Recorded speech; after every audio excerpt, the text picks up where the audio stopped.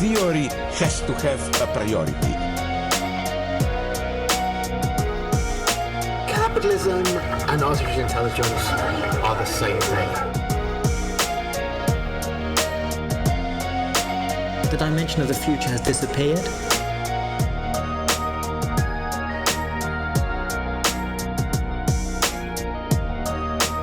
There is actually no representation anymore.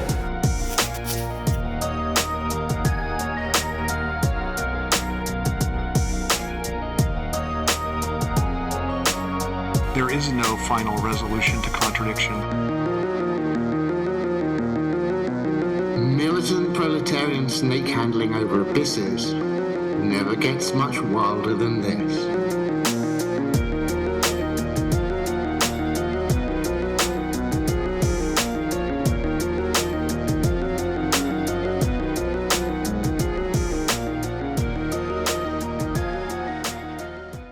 All right, everybody, welcome back to The Dangerous Maybe. And today we are joined once again by Benjamin Studebaker.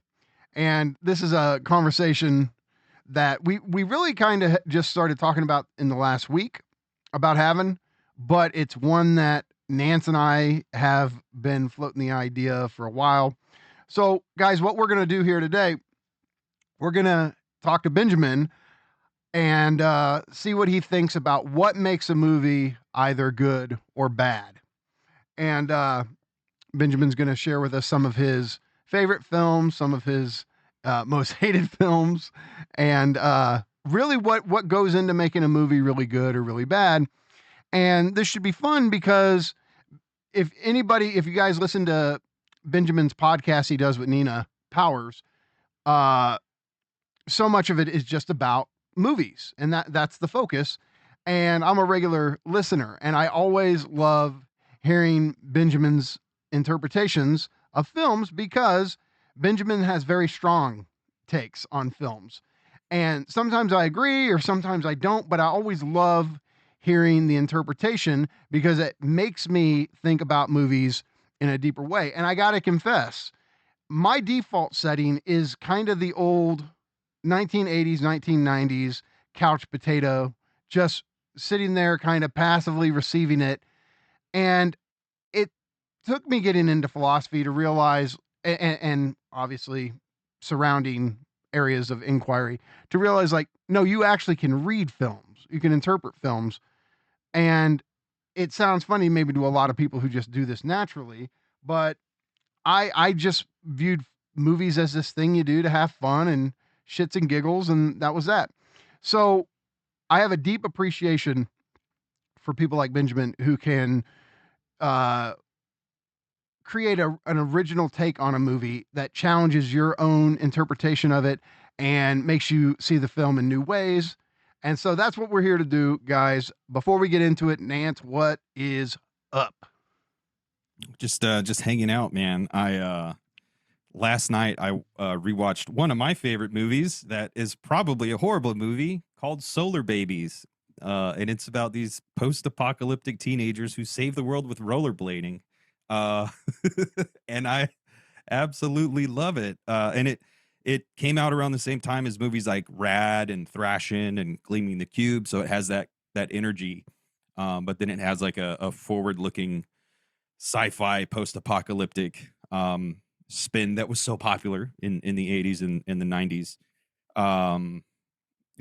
So that's when it comes to film. I was just saying before we started, I feel like I eat out of trash cans, and when I encounter someone with discernment, I get this similar kind of fascination and appreciation for reading of cinema, reading of film. I mean, you can obviously do it with music. People understand quoting and phrases and homages and all this stuff with music and with literature, but it also can be done with film, and you can actually get a lot more out of a film with a more matured palate rather than just, I'm just going to eat these corn dogs and this popcorn and these Mike and Ikes.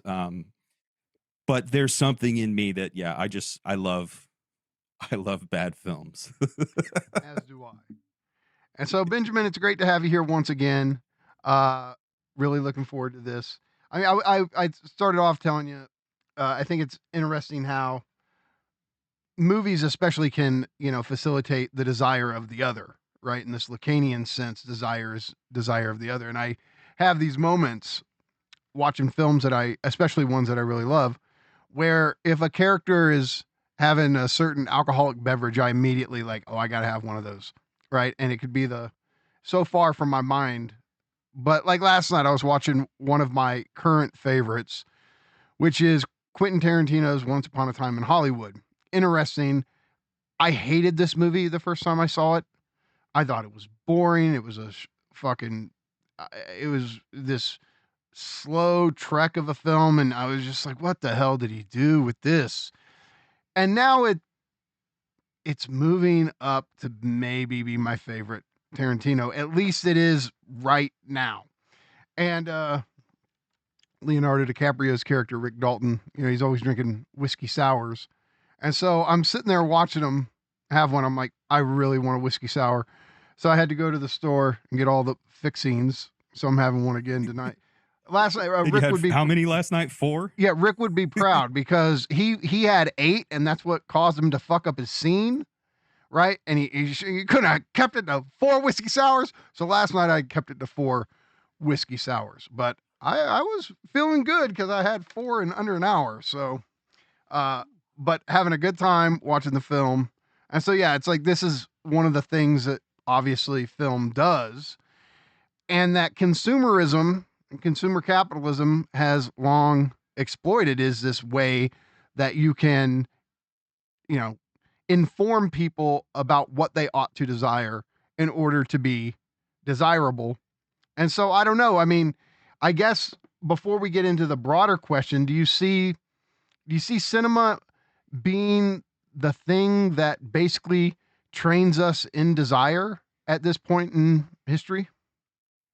Some films definitely do that. Many of the most popular films do that. Uh, by the way, just before we start, I'm very pleased to be talking about the LAC and the movies.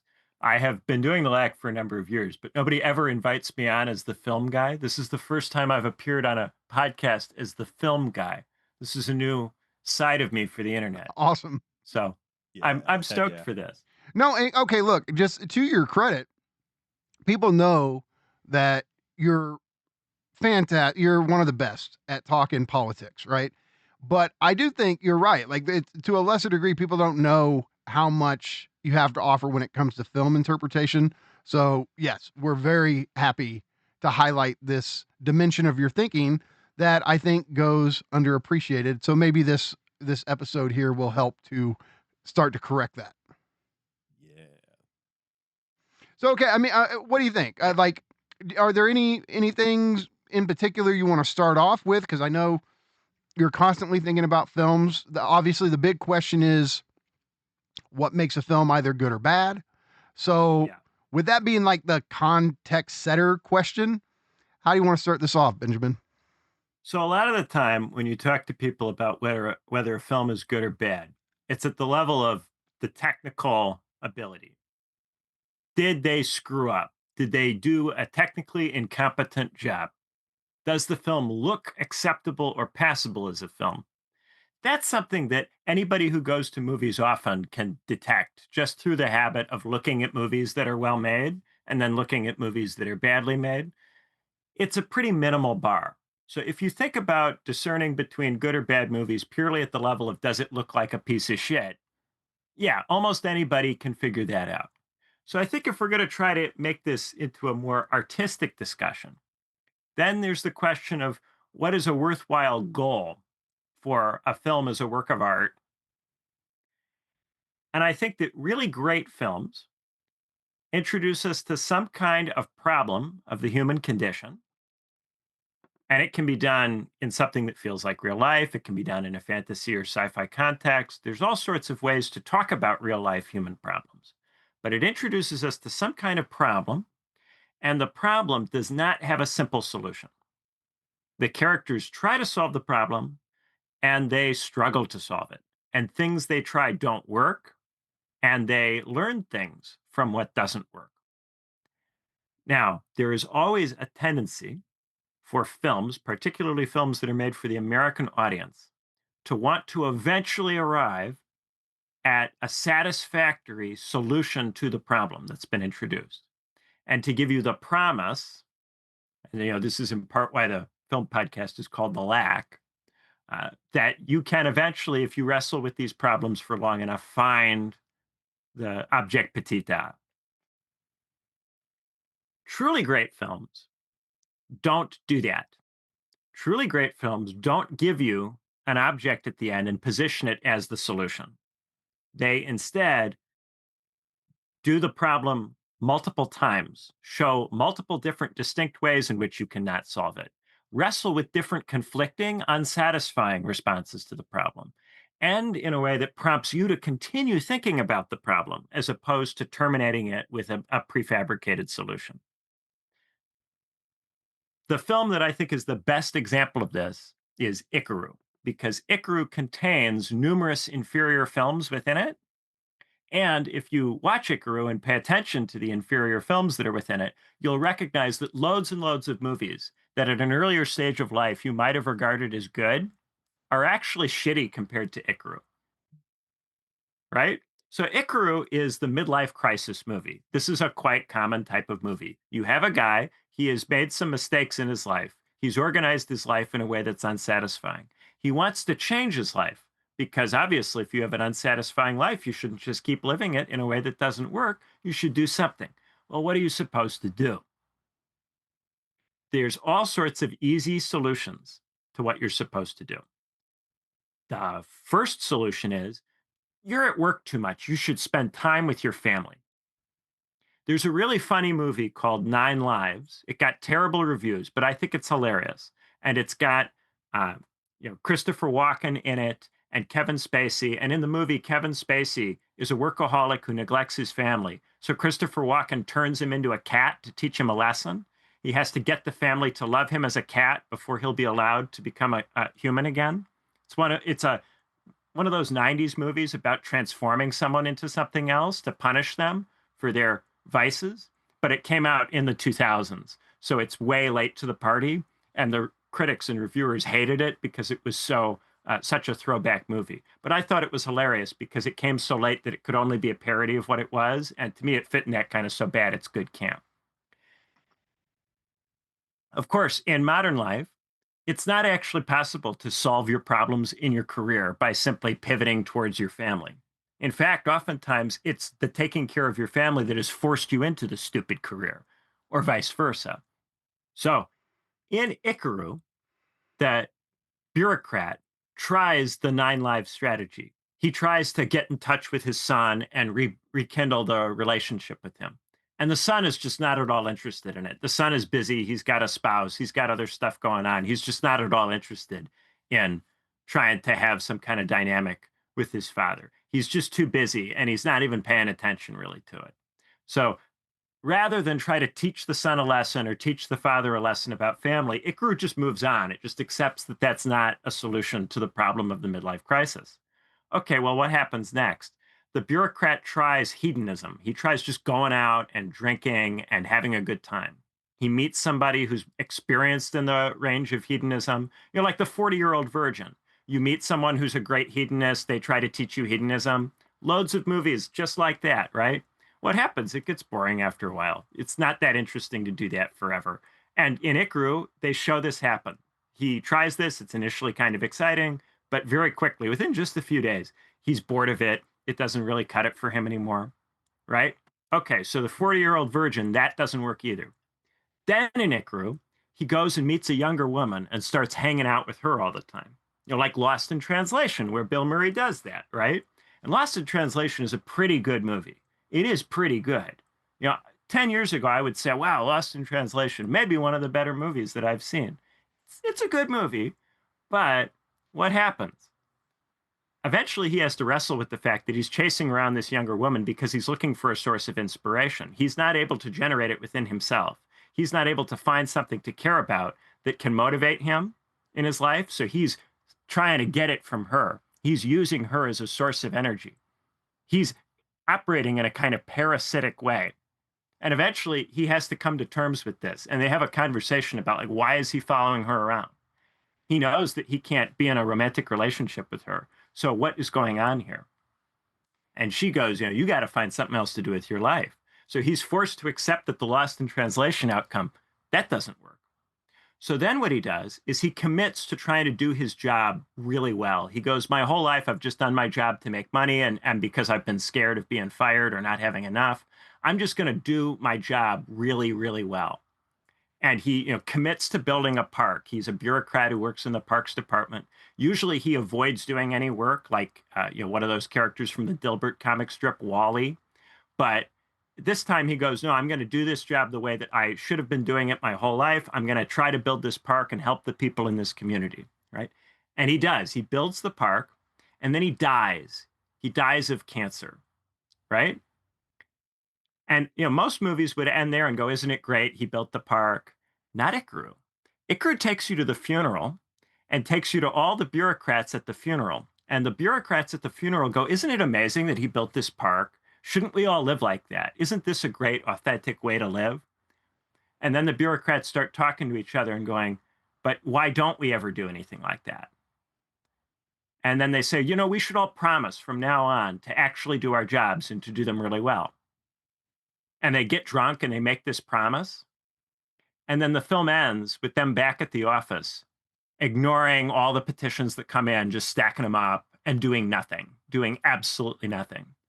Because his solution of committing really heavily to his job was only made possible by his knowledge that he would be dead soon. And so, as a consequence of that, he couldn't possibly suffer any career consequences. He couldn't actually pay any of the ultimate prices for committing to doing the job really well. All of them, they still have families, they have dependents, and therefore they can't commit to their jobs in the way in which he did. And so it turns out that the family thing is the thing which ultimately causes all of these people to be stuck in the jobs. So what seems to be the initial solution, focus less on work, return to your family, is actually the cause. And the whole thing goes in a great big loop. And it reveals the lack of any kind of straightforward way out in modern society. And how does Kurosawa ultimately deal with this problem? He makes more and more escapist films that are set in feudal Japan, because Kurosawa doesn't see a way through modernity. He makes films about nuclear disasters, obliterating everything, because he doesn't ultimately see a way through. He wrestles with it, and goes, ah. I love that. And I love movies that do that even one time. Ikiru does it, 4 or 5 times? That's a great movie.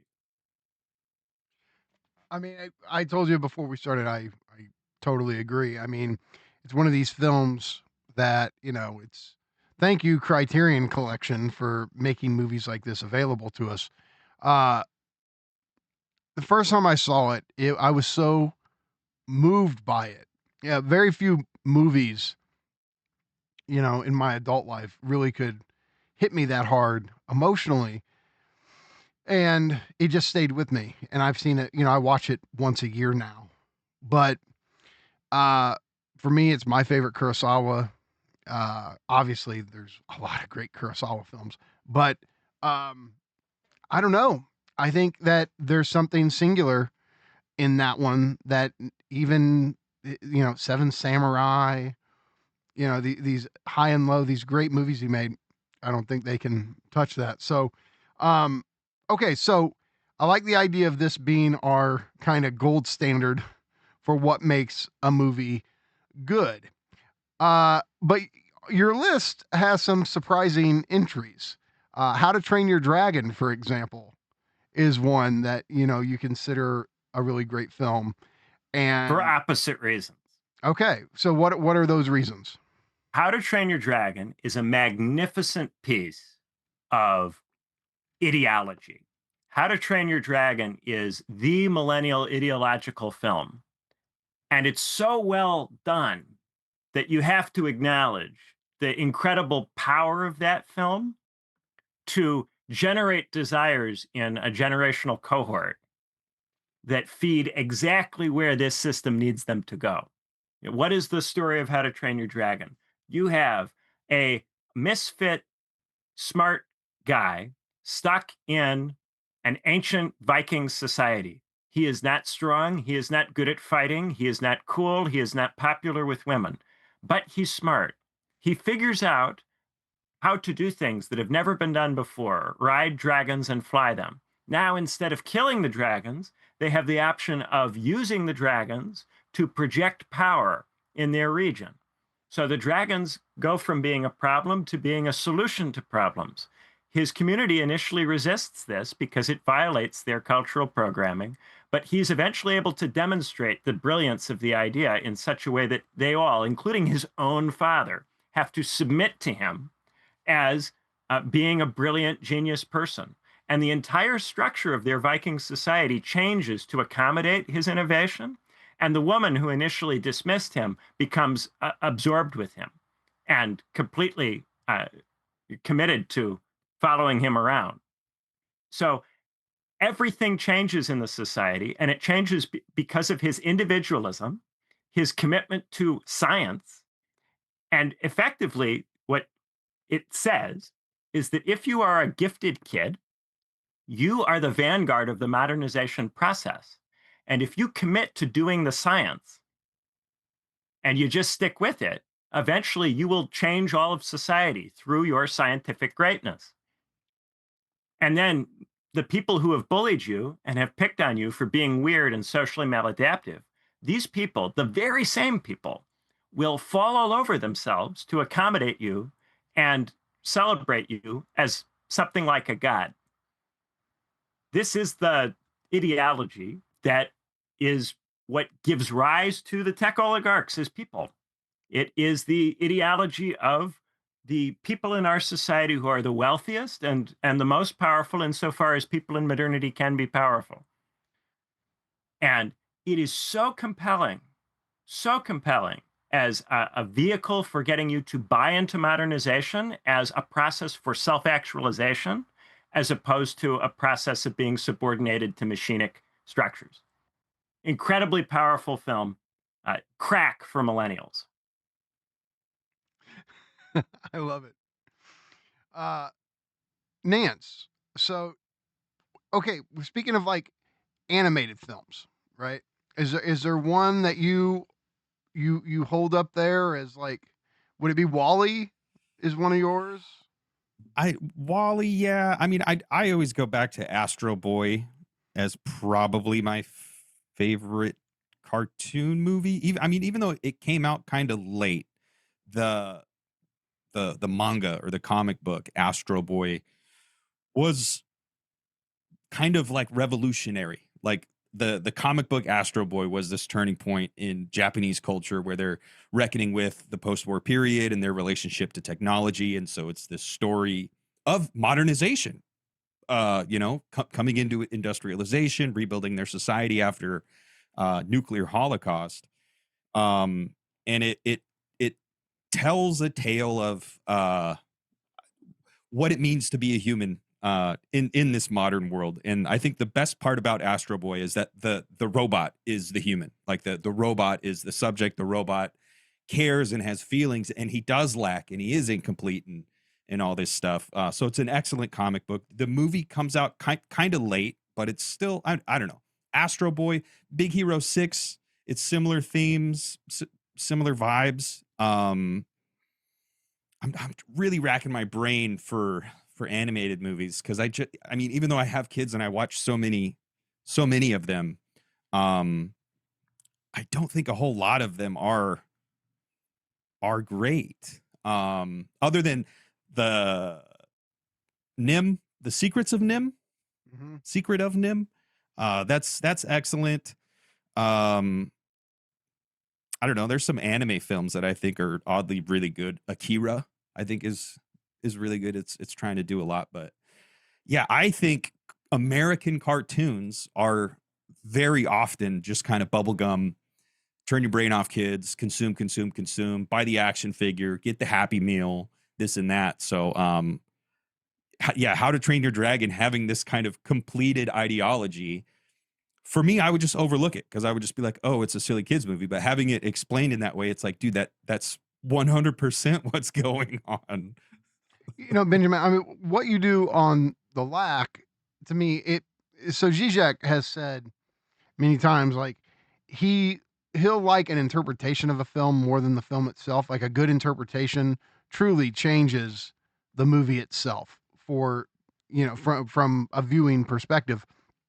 But it was interesting. So your recent episode was on an animated film that took the world by storm, K-pop Demon Hunters.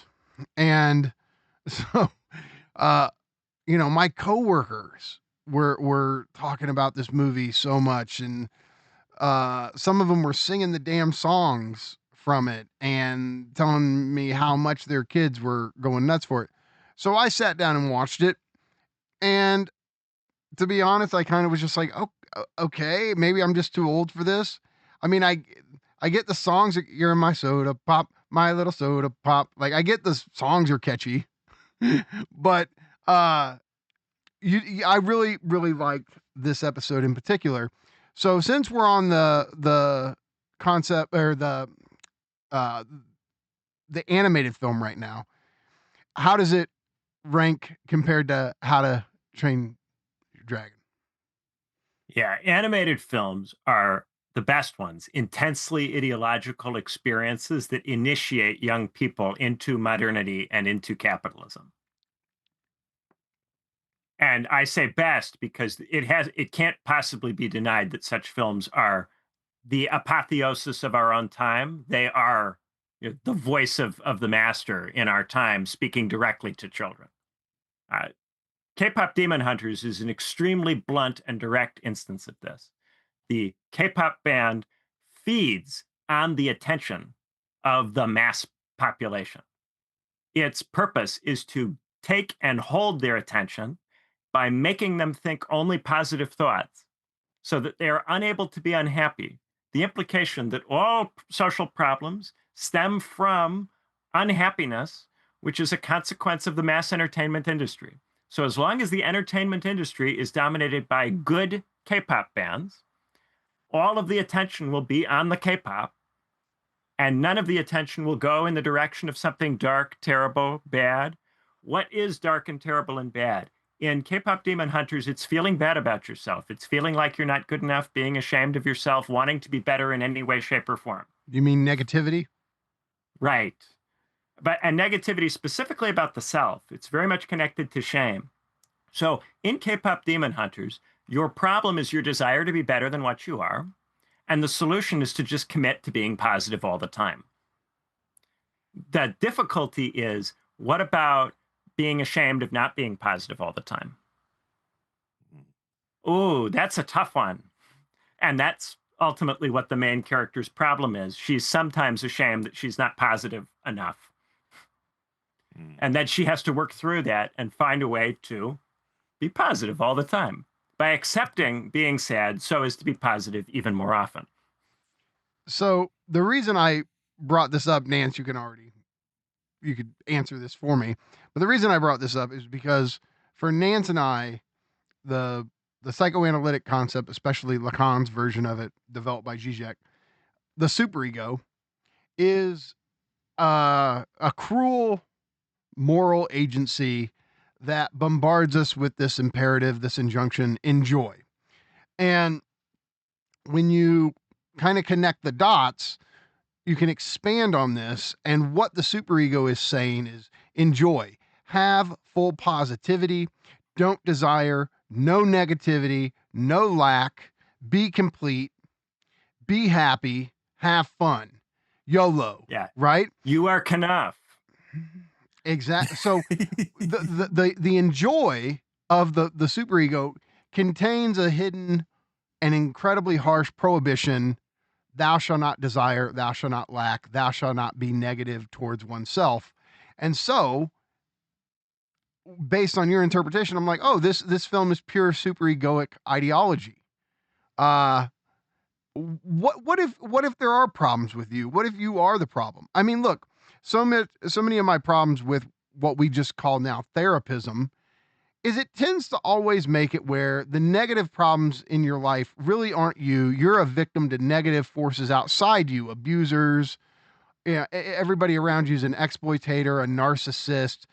it always puts the negativity in the other and not in you. And your problem is that you give space to these negative personalities when you're supposed to be happy, you're supposed to be positive. And this to me, the whole thing with superego and how it connects to capitalism is really just a regime of toxic positivity. And it seems to me, based on your interpretation of K-pop Demon Hunters, that's precisely what it's defending. Yes. And it's trying to wrestle with the critique of it for the purposes of coming back around to the acceptability of pouring all of your attention into the K-pop band. So, look, K-pop is a kind of prayer that allows you to be positive all the time. It's very much linked in with Asian Protestantism, which has, of course, had significant influence on American Christian culture. So this brings us back to maybe a broader point that you got at, which is, yeah, animated films seem to be the locus of ideology, right? For at least when it comes to movies.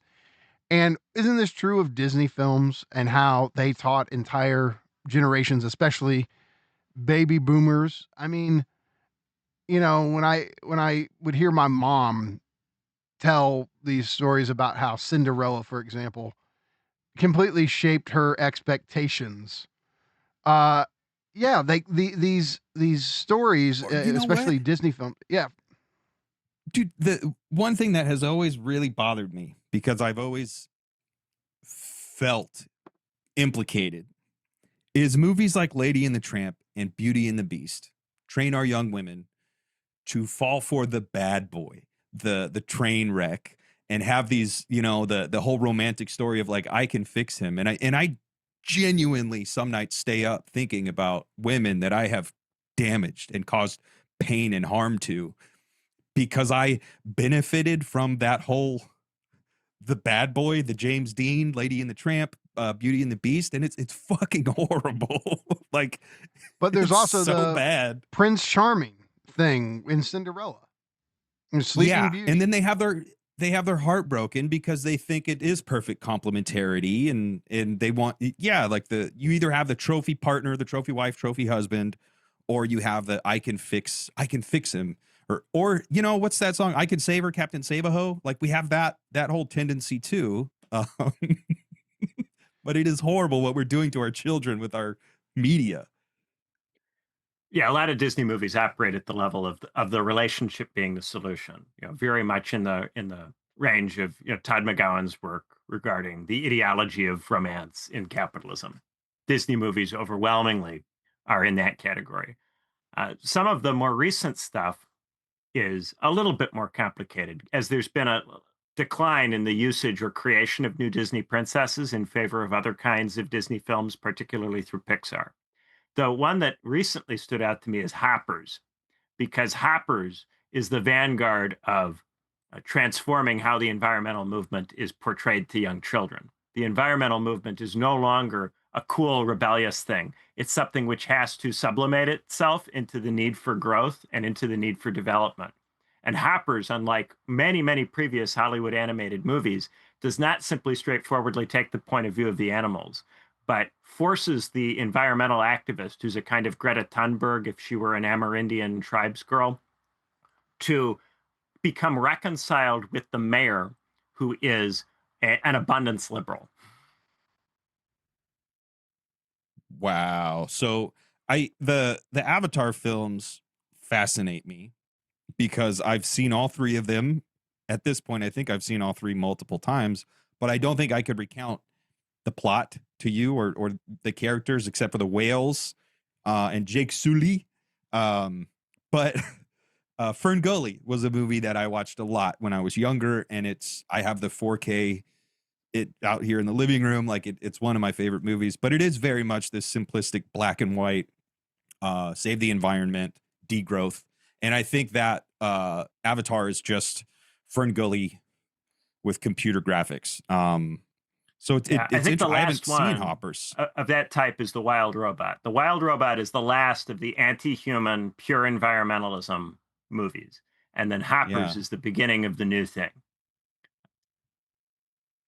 I haven't I even think that one of the seen things this that's film happened yet. politically is that the environmental movement has suffered a catastrophic defeat at the hands of AI, symbolized for me in recent weeks by Ed Miliband failing to become Chancellor of the Exchequer in the UK. But also, I think, captured in this shift in movies from the kind of narrative of the wild robot, where the human is just the source of destruction, and the solution is the alliance of the machine with the animal, to Hoppers, where she tries to talk to the animals and become one with the animals and discovers that the animals are barbaric, and will actually squish and kill humans if left to their own devices. She tries to agitate the animals into a revolution and discovers that they're willing to do ungodly barbarism to humans. And then she has to You mean has to rein it back animals in. actually are? Like, Yeah. And of course, they vilify the insects. The insects are the most barbarous because they're the easiest to dehumanize. So there's a weird kind of fascistic element to this because, again, the bugs are the deeply evil faction, similar to something like Starship Troopers. And yet, this is not problematized in this film in the way that it is in Starship Troopers. So, okay, that makes me all right. So at some points, I'm just going to throw movies out at you because if I haven't heard what you've thought of them, that makes me want to ask you, what do you think of District 9? ooh, District 9. I saw District 9 a long time ago. I just like that this whole thing of like using the insect alien to be the point at which you actually humanize the other, right?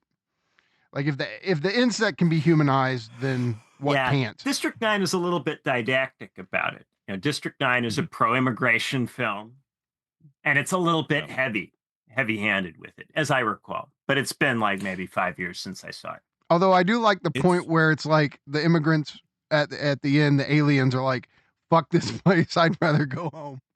Yeah, which is kind of, you could say that's a critique of America, maybe. My favorite movie about immigration is actually a so bad it's good film called Pass Through, made by Neil Breen. And in that movie, Neil Breen fantasizes about eliminating the 300 million worst people on the planet so that all of the developing countries will be free from evil and the immigrants will be free to return to those countries. Oh my goodness. Which is a completely insane concept, but he refers to it as the cleanse. He depicts himself and he plays the character as a alien intelligence from far into the future who has come to Earth to purify it and cleanse it of the bad people so that the immigrants can go home. So he appears before various immigrants and goes, "You're free now. Go back to the countries that you came from. Make a difference there." And they're just grateful to him. And it's ridiculous. But that's the fantasy of the boomer. Neil Breen. Neil Breen is awesome. I'm gonna have to seek that movie out.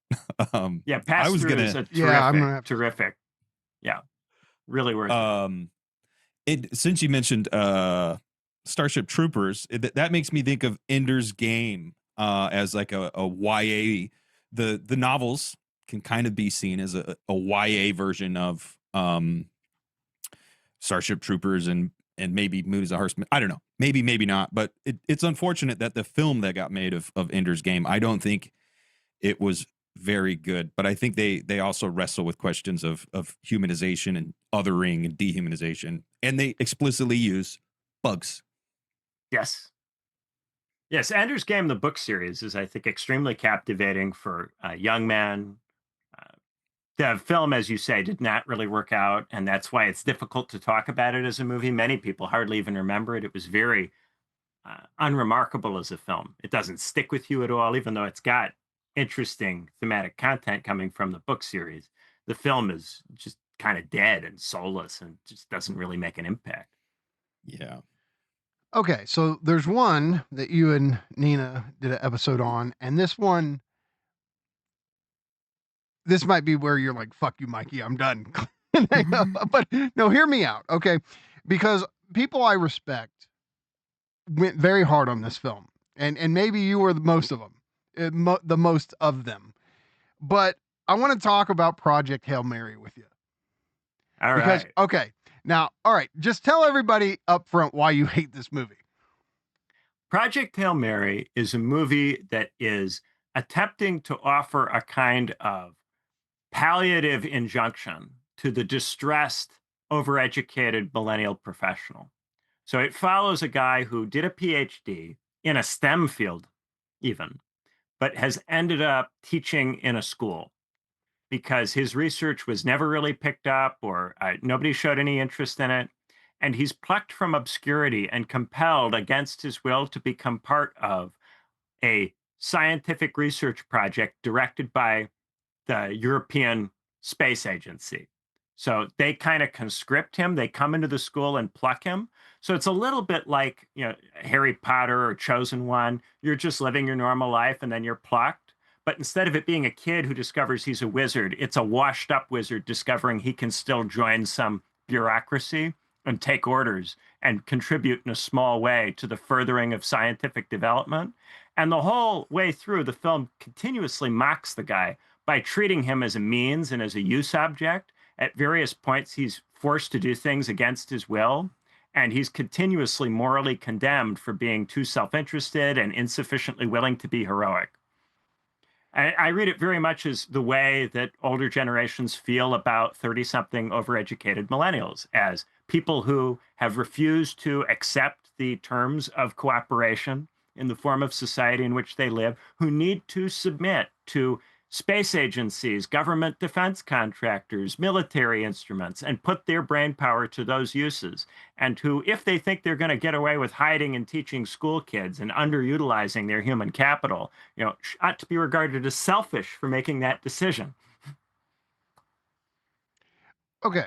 So, no, go ahead, Nance. I like that reading. It's definitely not my reading, but just now in the moment, with the surplus genius thing, it's like there's this guy, you have surplus genius, we're gonna hold it against you and we're gonna force you to fall in line. I read like Taken that way, and John Wick, and like Dragged Across Concrete and Death Wish, and like these films this way, where there are these men who have this surplus something, and in the older ones, phallus. Death Wish, he's not not putting it to public use, but I feel like there's still this kind of same spirit of how dare you have this resource and be bogarting it, and it takes something catastrophic to kind of force you out of retirement. No, John Wick, you can't retire with your puppy. We're gonna kill your daughter, or no, we're gonna kidnap your daughter. Now I'm conflating Taken and John Wick. Okay, that's Taken. The daughter is taken. They kill John Wick's wife or girlfriend. Yeah. But I'm the difference is that Liam Neeson is really cool at every point. There is no question that Liam Neeson is cool. He is always cool. Even if he's trying to retire, he's earned that right. He's earned the right to retire, and it's generous of him to come back. Gotcha. It's actually generous of him, and he's doing it for others. The Naked Gun. Have you seen the new Naked Gun? Where I have. Liam The new Neeson one. kind of is the butt of the joke, just like Yes. Leslie Nielsen was. In The Naked Gun, he plays against type. Okay. Yeah. But in Taken, he's not the joke. Part of what makes The Naked Gun work Right. is that he's been doing these movies where he's taken completely seriously as a hyper-competent person. Whereas the Ryan Gosling character has all sorts of flaws, and they're the characteristic flaws of the millennial generation. So, okay. So not only did you go hard on Project Hail Mary, Damian Walter, science fiction with Damian Walter, Nance and I are big fans of his work and his channel, but Damian went hard on it too. And if I remember, the core objection is that it's an overly like masculine phallic fantasy, where, you have the guy who, I think Nance. Yeah, I think Damo would I think there's actually a lot of overlap, because it's the fantasy of usefulness.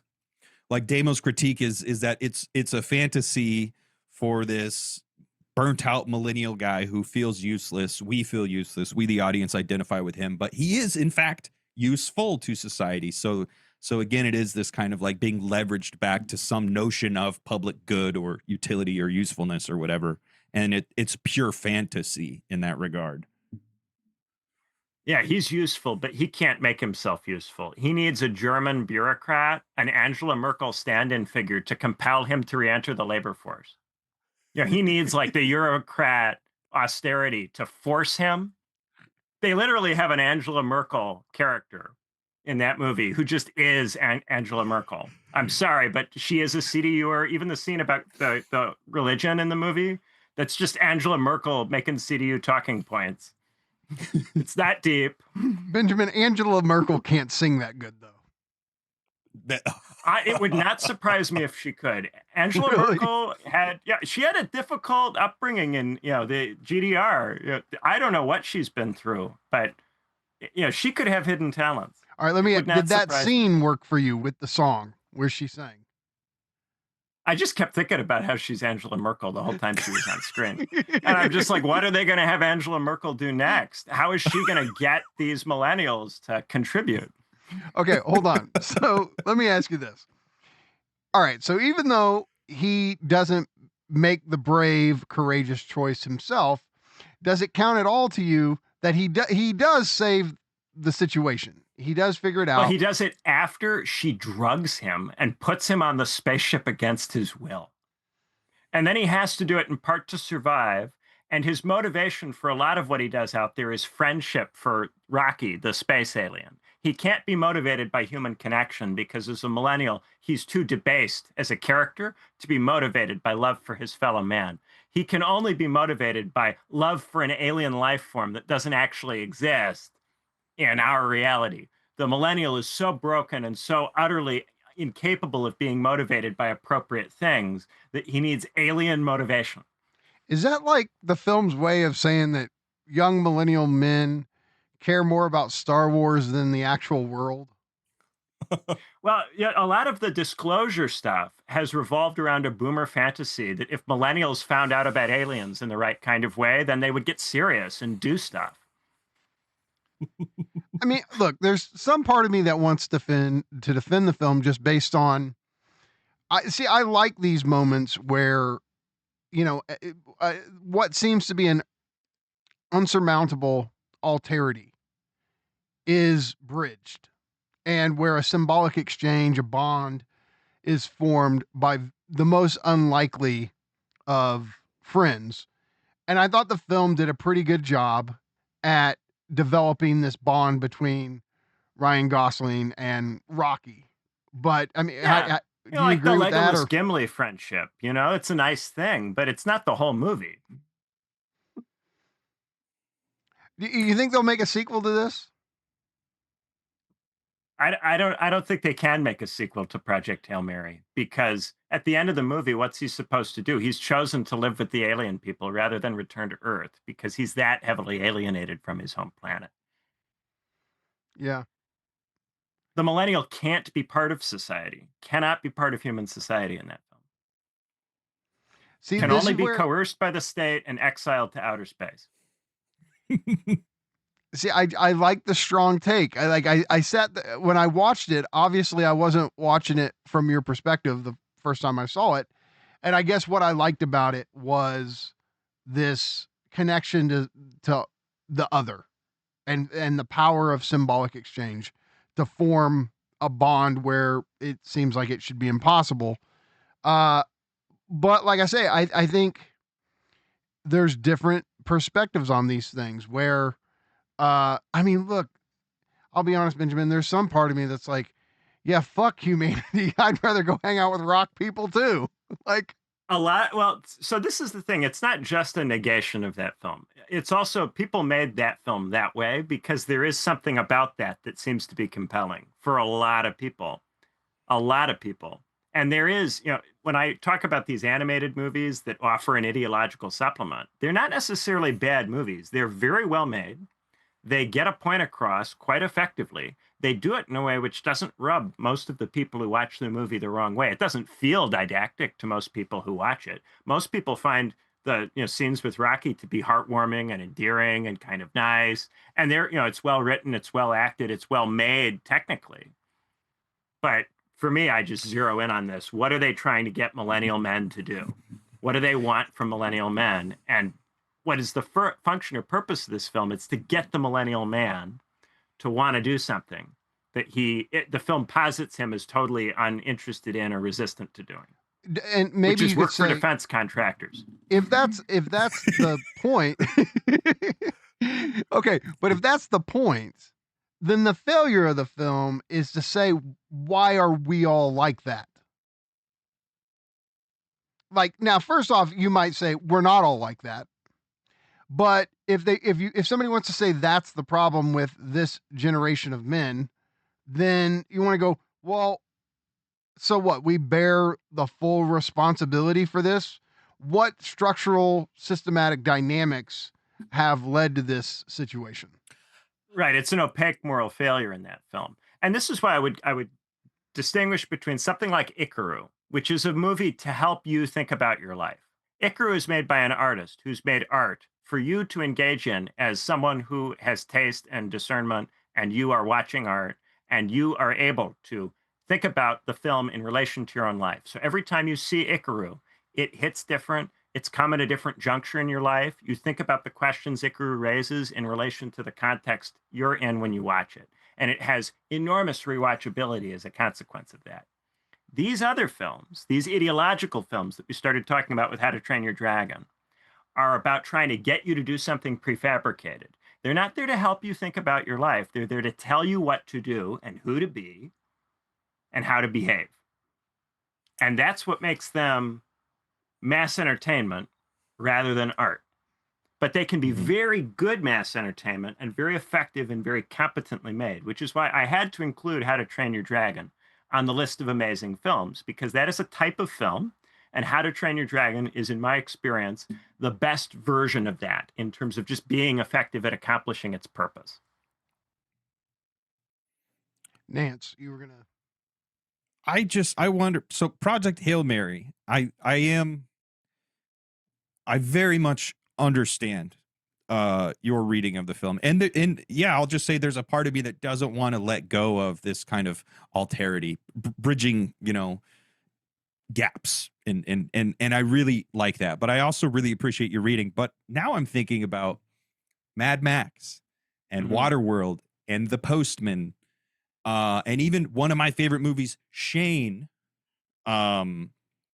It seems to be the case that they're also all kind of ideological instruction manuals for how to be a good capitalist subject.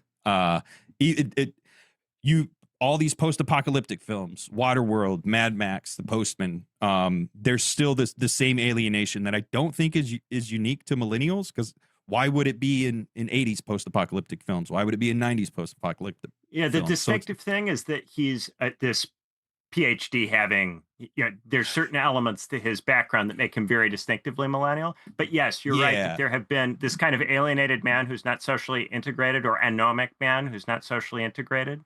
And he has to have a confrontation. It's often with a woman, but sometimes it's with something else to inspire him to reintegrate. So a lot of Westerns with Clint Eastwood have this kind of dynamic. Mad Max has this dynamic.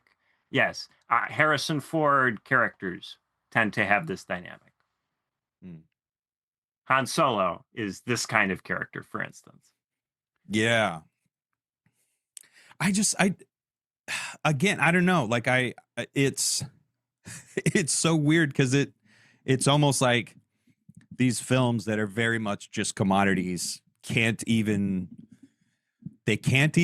lie about society. Like, they just have to tell the audience, yes, you are miserable, and we are going to make you identify with the miserable character, and we'll make him cool. We'll make him have a 6-shooter and, a big iron on his hip and a cool hat, 10-gallon hat, all this stuff. Like, just make the burnout, make the nihilism cool, make it cool to be a nihilist, instead of, I don't know. It's an interesting way to go about incorporating buy-in to the nihilism of the commodity form, I guess. Yeah. And some of those are very effective films, but they are very different from Ikiru in terms of what they're trying to do and how a person ought to relate to them. Yeah. Okay, so if Ikiru is this masterpiece of the midlife crisis, I got to connect it to the film that probably had more impact on me than any other, at least since I've been an adult, and that is Fight Club. So, how do you feel Fight Club ranks as a midlife crisis film? Yeah, Fight Club is another movie where they're wrestling with a problem. They think they have a solution to that problem, but the solution doesn't quite come off. And then they have to wrestle with the incompleteness or inadequacy of the solution that they've proposed. I think it goes less far than Ikiru. It doesn't have as many permutations, doesn't travel as much distance, but it is compelling to young people because the idea of a fight club is very viscerally, aesthetically evocative. So I think it occupies a kind of middle position because it is more interested in the artistic question of how to live, and it doesn't give a clear, straightforward answer. But it is trying harder than Ikiru does to be a mass product. And in trying to fudge that, it's a kind of middle brow film that tries to bring the youth in with a very, very out there premise for what the solution is. And that's how I would class the middle brow films. The middle brow films try to accomplish an artistic goal, but they try to get the mass audience by tapping specific tropes or specific out there zany ideas that are attention getters. So, Benjamin, could we say Ikiru is Fight Club for actual grown-ups? You could make that case. I think you could. Okay. Yeah. There are other films that draw on certain elements of that. Like in Pig, there's a bit of a Fight Club element in Pig. But Pig is not just about that. That's just something that happens on the way. Mm-hmm. Okay, where the so Nick Cage character finds a Fight Club. I guess what I want to do right now, because there's different films I want to ask you about, but I think it's good to kind of zoom out here and say, okay, look, I want to know what you think about how the typical film reviewer reviews films, because if we're asking the bigger question of what makes a film either good or bad, obviously we're going to talk about various criteria, right? In order to evaluate and discern whether it's good or bad, which of course has a lot to do with taste, but we can get it into the Kantian dimension of it. Yeah, it's like the idea, it's just subjective. Well, Kant says, yeah, there's this objective dimension. There's like an objective claim to that which is aesthetically genius, beautiful, right? And so, look, if we go and we watch the big film reviewers here on YouTube, right? I'm thinking about Chris Stuckman, Jeremy Johns, Angry Joe, right? These kind of guys. A lot of these guys try to be more politically neutral, so it's not really about what side of the culture war the film is on. Angry Joe can kind of go in that direction a little bit, but it's not his whole thing. Like Critical Drinker is just, it's woke, so it's bullshit. Like that's his shtick. But even if we go back to like Siskel and Ebert, right? They're going to say, well, what makes a movie good? Well, good acting, a good script, good direction, cinematography, soundtrack or score, these real typical type of criteria. And I'm wondering, I mean, obviously there's something to all that, but for you, are these just like the main markers or ideals of what would qualify a film? Oh, it's written good, it's acted good, the cinematography's great, or is there a dimension of it which isn't perceivable that helps to make it beautiful, make it great? So to bring in the Žižekian thing for a second, look, Slavoj says, if you're in love with somebody and somebody says, okay, tell me why you love them, Slavoj will say, if you actually try to list out the positive characteristics that cause you to love them, you've done like a disservice to the love. Really, these characteristics are not what it is about the person. You didn't get there from doing this kind of calculus, like, oh, she has brown eyes, she's funny, she did, and so that's why I choose her. No, there's something about a person that defies this kind of like criterion assessment of, oh, she's this, that, the other. Does this apply to films too, where actually it's, yeah, we can say the acting and the script and all this, but that's not what really captures us, that makes us love or desire a film with passion. What do you think of all this? Yeah. A lot of the time, the focus is on technical stuff because technical stuff is easier to talk to a mass audience about, and it's more intuitive to people who haven't developed artistic discernment, right? Anybody can spot if a movie is just technically made very badly. They might not be able to say precisely why it's bad or what's wrong with it, but they'll look at it and go, ah, that doesn't look right. That doesn't look the way a movie should look. I think that for me, there's an important element of, does this movie have a purpose? And then does the movie accomplish its purpose? I don't necessarily have to agree with the purpose of a movie.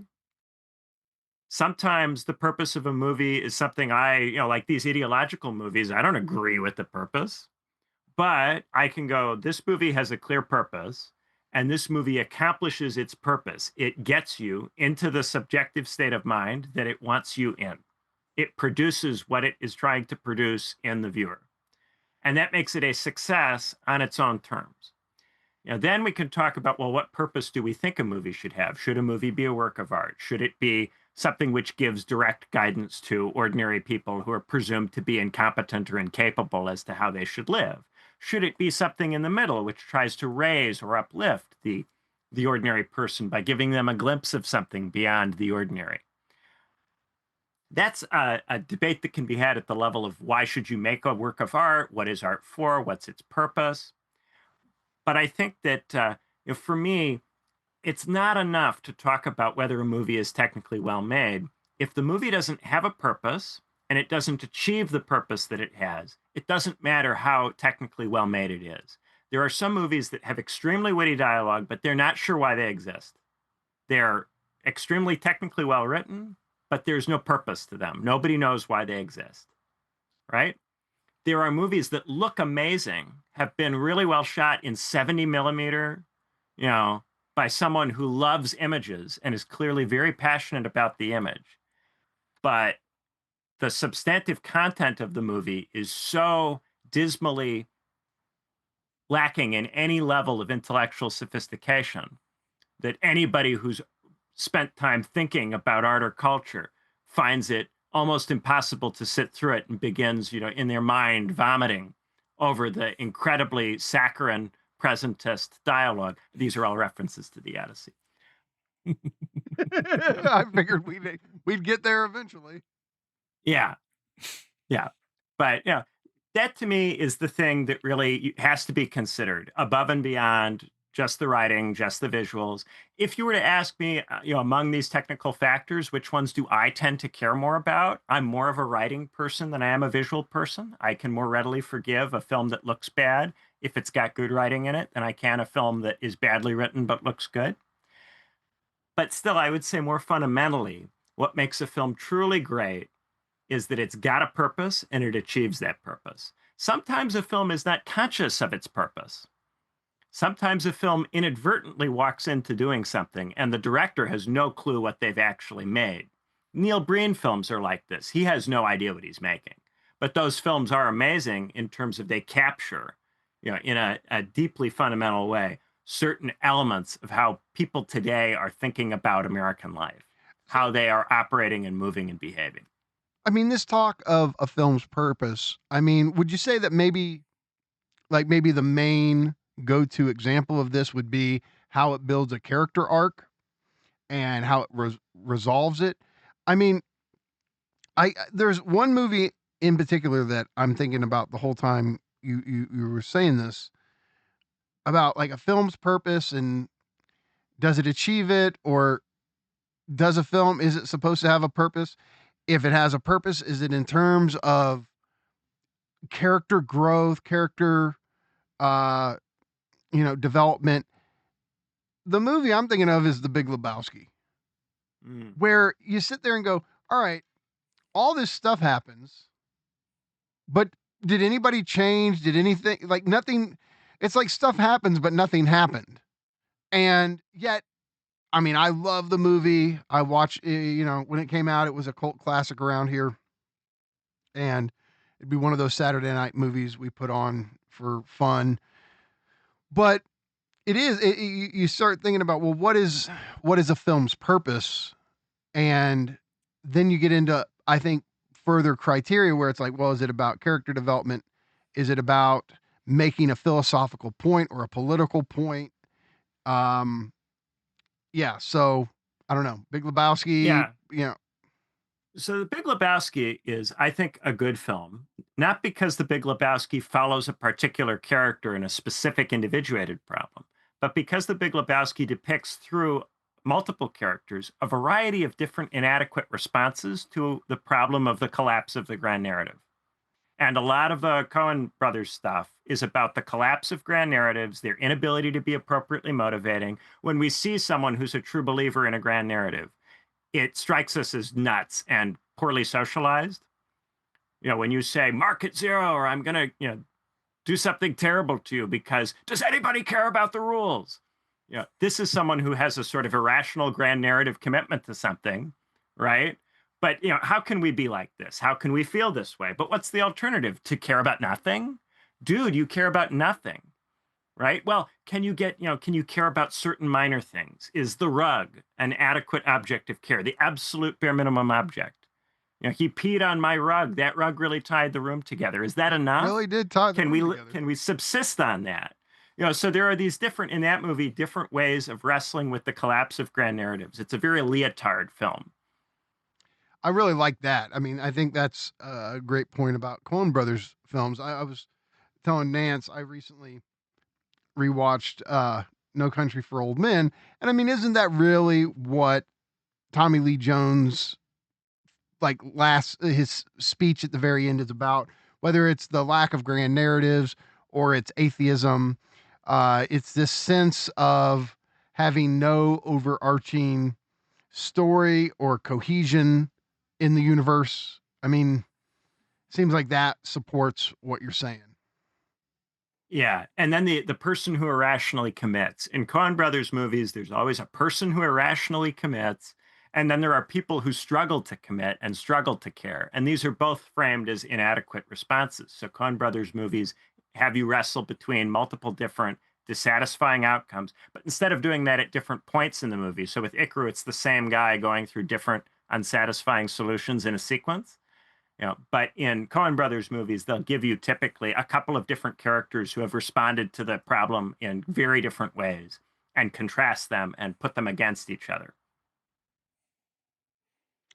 Okay. So love triangles work that way in movies too, by the way. Love triangles are always the woman has to choose between two different ideas about how to deal with a problem.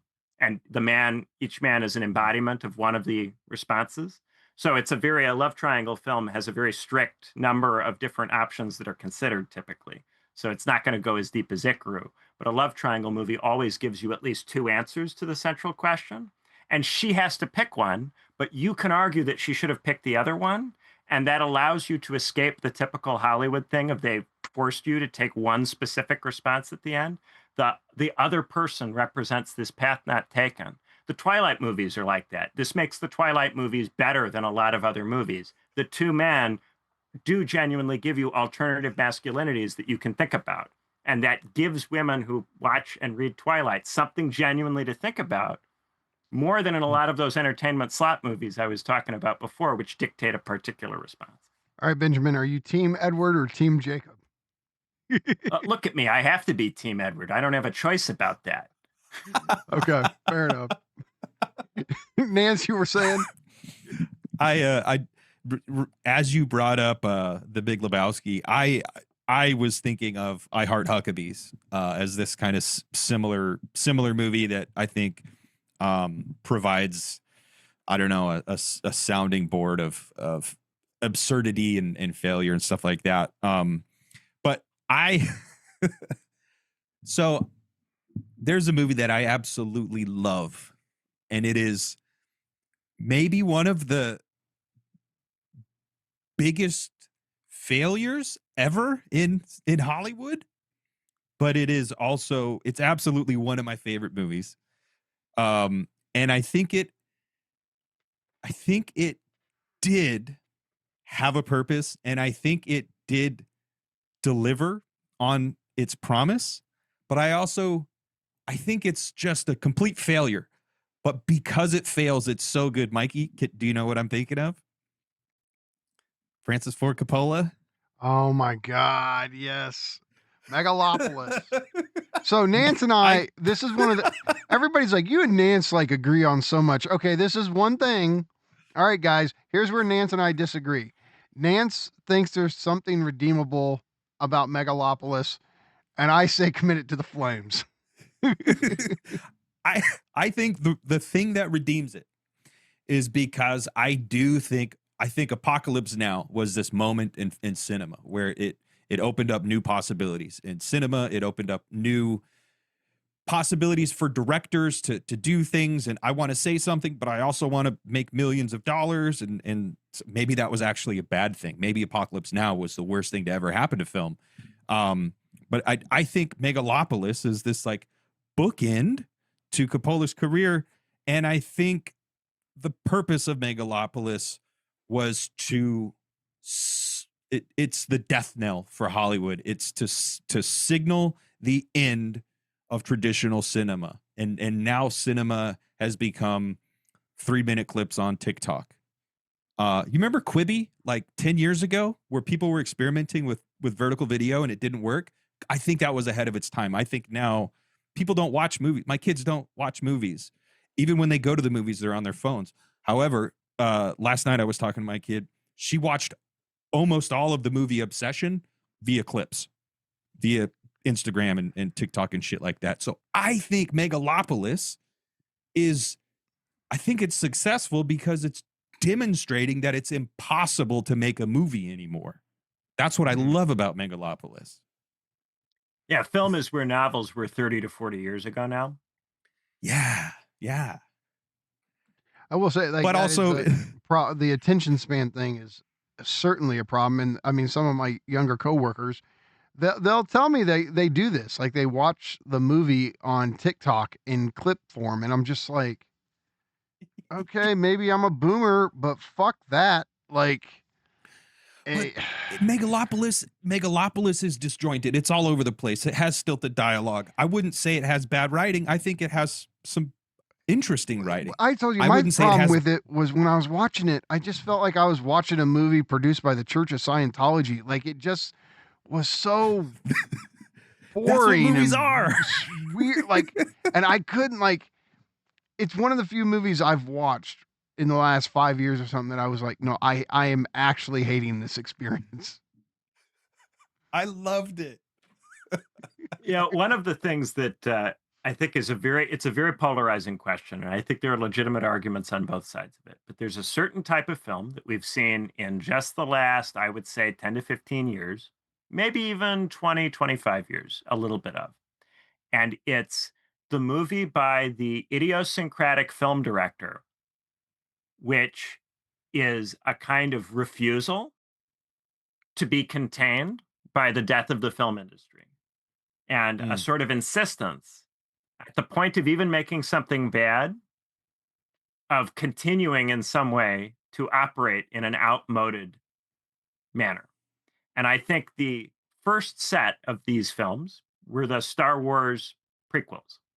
I was going to ask you They about. were a total refusal on the part of George Lucas to make films acceptable to the contemporary audience in a way that was contemporary. They were his insistence that he was going to make the films in his way, even if that meant making them bad, even if that meant doubling down on elements that people did not like.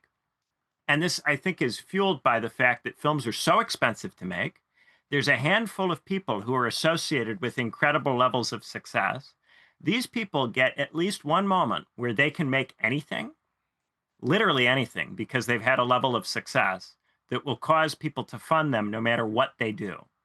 And there's a drunk on power moment where this person is at the fulcrum of their career possibility. And there's a deep temptation in that moment to make something so fundamentally weird, so deeply bizarre and personal, with an unlimited budget that will never end, with nobody questioning you. And that's what George Lucas does in the prequels. And that's what makes them amazing, but also terrible. They are a completely unvarnished, look, I can make anything and I can only do it now. And after I make these films, they'll never let me make anything again. So I'm going to do all of it right now. And more of these directors are choosing a moment to do this kind of film before they retire or before they go out. They pick a moment to have this last ride where they're going to just completely violate all sorts of norms with reckless abandon on the basis that, imagine doing this with an incredible budget. Imagine making an irrational, impractical film. It is something that I think is very appealing to directors who have become successful by being great managers of money and budgets and directing huge teams of people. You know, what if you used all of these people for an insane purpose that doesn't make sense to anybody outside yourself? There's a moment in every great director's career where they have the option to do this. You can only do it once, and once you do it, you can never do it again. You know, he has to give the rights to Star Wars up to Disney after that, right? Because no one will ever let him do it again. Is that why we got Disclosure Day from Spielberg? Disclosure Day worked commercially, so it doesn't count. Oh, did it? Yeah. Oh, wow. I mean, I don't know anybody who Disclosure Day was a likes it, commercial but success. Financially it was okay. It's just I don't know anybody who truly liked it. Spielberg has been making increasingly self-indulgent films in recent years, but he hasn't gone completely nuts. He's still making films that he thinks large numbers of people his own age want to see, and that's still largely been true. But he has Ridley an option. Scott gone nuts? Oh yeah. Yeah, Ridley Scott's Gladiator 2, that was nuts. That was something nobody wanted except Ridley Scott. That was his Star Wars prequels movie. And Gladiator 2 is terrible, but in a fascinating way. Because Gladiator 2 is what Ridley Scott really thinks about America, right? Yeah. The Denzel Washington character in Gladiator 2, that's Barack Obama. Well, it's interesting you say that because Megalopolis is Francis Ford Coppola saying this is what I think of America, right? So it seems like maybe this is also, is this a common theme where these, you know, aging auteurs reflect on this country that really gave them their career and all that? They have to say something about America. It gave them their career, but also heavily limited what they could do. And one of the things that happens is that over the course of their career, they stop being grateful for the opportunity to make the films and they become bitter about what they weren't allowed to make. And so the temptation to make the insane movie grows, and then eventually it gets to them and they make the truly insane film. And the truly insane film is a type of film that can be great. But of course, it's different from the propaganda film and it's different from the piece of high art. The insane auteur director film is its own special category. Revenge of the Sith is the apotheosis of that category. I gotta say, I do have a love for Revenge of the Sith. I think it's the best of the prequels. There will never be anything like that ever again. Yeah. Yeah. Okay, before we move on, we got to ask the question. All right, so what do you think of the sequel trilogy? Oh, the sequel trilogy is terrible. Is there anything you like, or is there one that's better?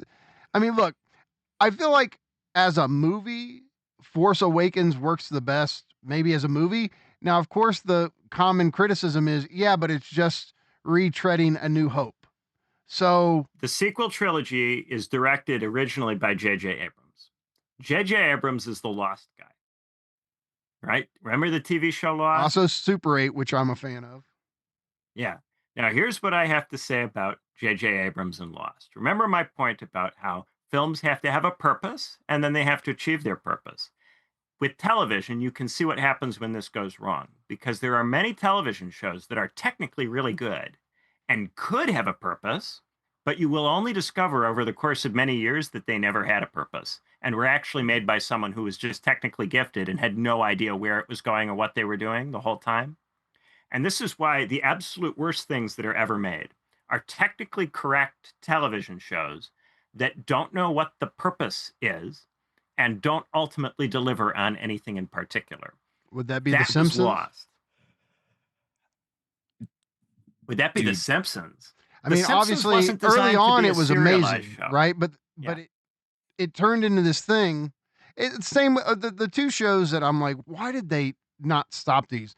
The Simpsons and The Walking Dead. And I've made the joke before, but it's quite ironic that It's still- The Walking Dead literally became The Walking Dead as a TV The show. Simpsons and The Walking Dead are cash cow shows that you can just keep making them and people will keep watching them. The shows that I think are more specifically related to this tendency are serialized dramas that are going to be really unsatisfying if they don't have a purpose. But the quality, the technical work is high enough that you believe, oh, of course, there has to be a purpose, because how can something be technically this good and not ultimately have a point? So people put their faith in these shows. Game of Thrones became this as well. Okay. Game of Thrones is also a show that did not ultimately know what it was for, in part because it overran the books, in part because George R.R. Martin doesn't know what those books are for. He doesn't know. That's why he can't finish them. They're actually terrible as a series considered as a whole, because he doesn't know what they're for and he can't finish them. That's why. They're terrible. They're actually bad art. And if he finishes them, it will be revealed that he doesn't know what it's for. And then he will be exposed as very, very much not as good as anybody thought that he was. So should he do himself a Which is why favor he and can't not finish them? Yes, that's what he's going to do. He's not going to finish them. He's going to make literally anything else that he possibly can make to avoid finishing. The way that show ended showed him, because what they did, that he can claim that it's not his ending because they made it up, but they worked off his notes and his ending was terrible. And it was revealed to be terrible. And now he needs a new ending and he can't come up with one. And it's in part because he started this series back in the 90s when we were in the period of high neoliberalism, and you could say that democratization was the solution. And people in the 90s would have eaten that up. That would have been great. But that doesn't work in 2020 something. He took way too long. It's cooked. Similar to Harry Potter, that's another neoliberal series. If you were still trying to finish Harry Potter in 2026, that would be a disaster. That whole thing would be totally cooked. And to J.K. Rowling's credit, she did know what Harry Potter was for. And she did do what she meant to do, which was make neoliberal propaganda. I mean, I can't not think of Stranger Things in this, technically proficient. And then in the end, it kind of all falls apart. And I mean, Stranger Things broke people's will Brains, to live. Benjamin. Like the conspiracy theory that there's a secret 9th episode they called this Conformity Gate, right? Nance and I covered this because we're huge Stranger Things fans, but really it's just nobody could deal with the fact that their favorite generational show really had a mediocre ending. And so that just couldn't be how it happened. They had to rewrite it retroactively, and there's a secret episode and it's gonna blow our fucking minds. Wait till it happens, and then there's no episode. Yeah, people were calling for, both with Lost and Game of Thrones, for them to just make a whole new replacement final season. Whenever that happens, the show has been a complete disaster. This is why television shows are dangerous and risky to watch, because they go on for a long time and they can so fundamentally betray you and so fundamentally betray your commitment to them. They're very risky. And at this point, I'm quite cautious about watching a television show if it hasn't ended prior to my committing to watching it. Okay, so I'm going to ask you about a show, and this pivots back into movies. What do you think of Twin Peaks? Twin Peaks is very David Lynch. David Lynch wants to throw a curveball at you because David Lynch thinks that fundamentally family life is very weird and strange, and maybe not something we should be engaged in at all, quite possibly. Yet he himself, throughout his life, was inexorably drawn to family life. It's not as if he operated in a way that's fully consistent with this premise.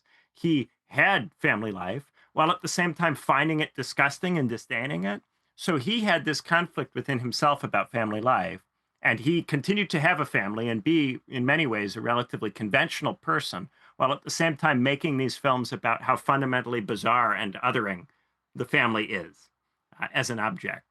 So, wrestling with the dissatisfaction of the family unit, the thing is, the way that David Lynch handled that problem was to go all in on his career and to make a bunch of movies about how much it bothered him that he was caught up in these family dynamics. So his movies are a therapeutic solution for himself, and then they have some level of entertainment value for other people. But fundamentally, David Lynch movies are for David Lynch rather than for you.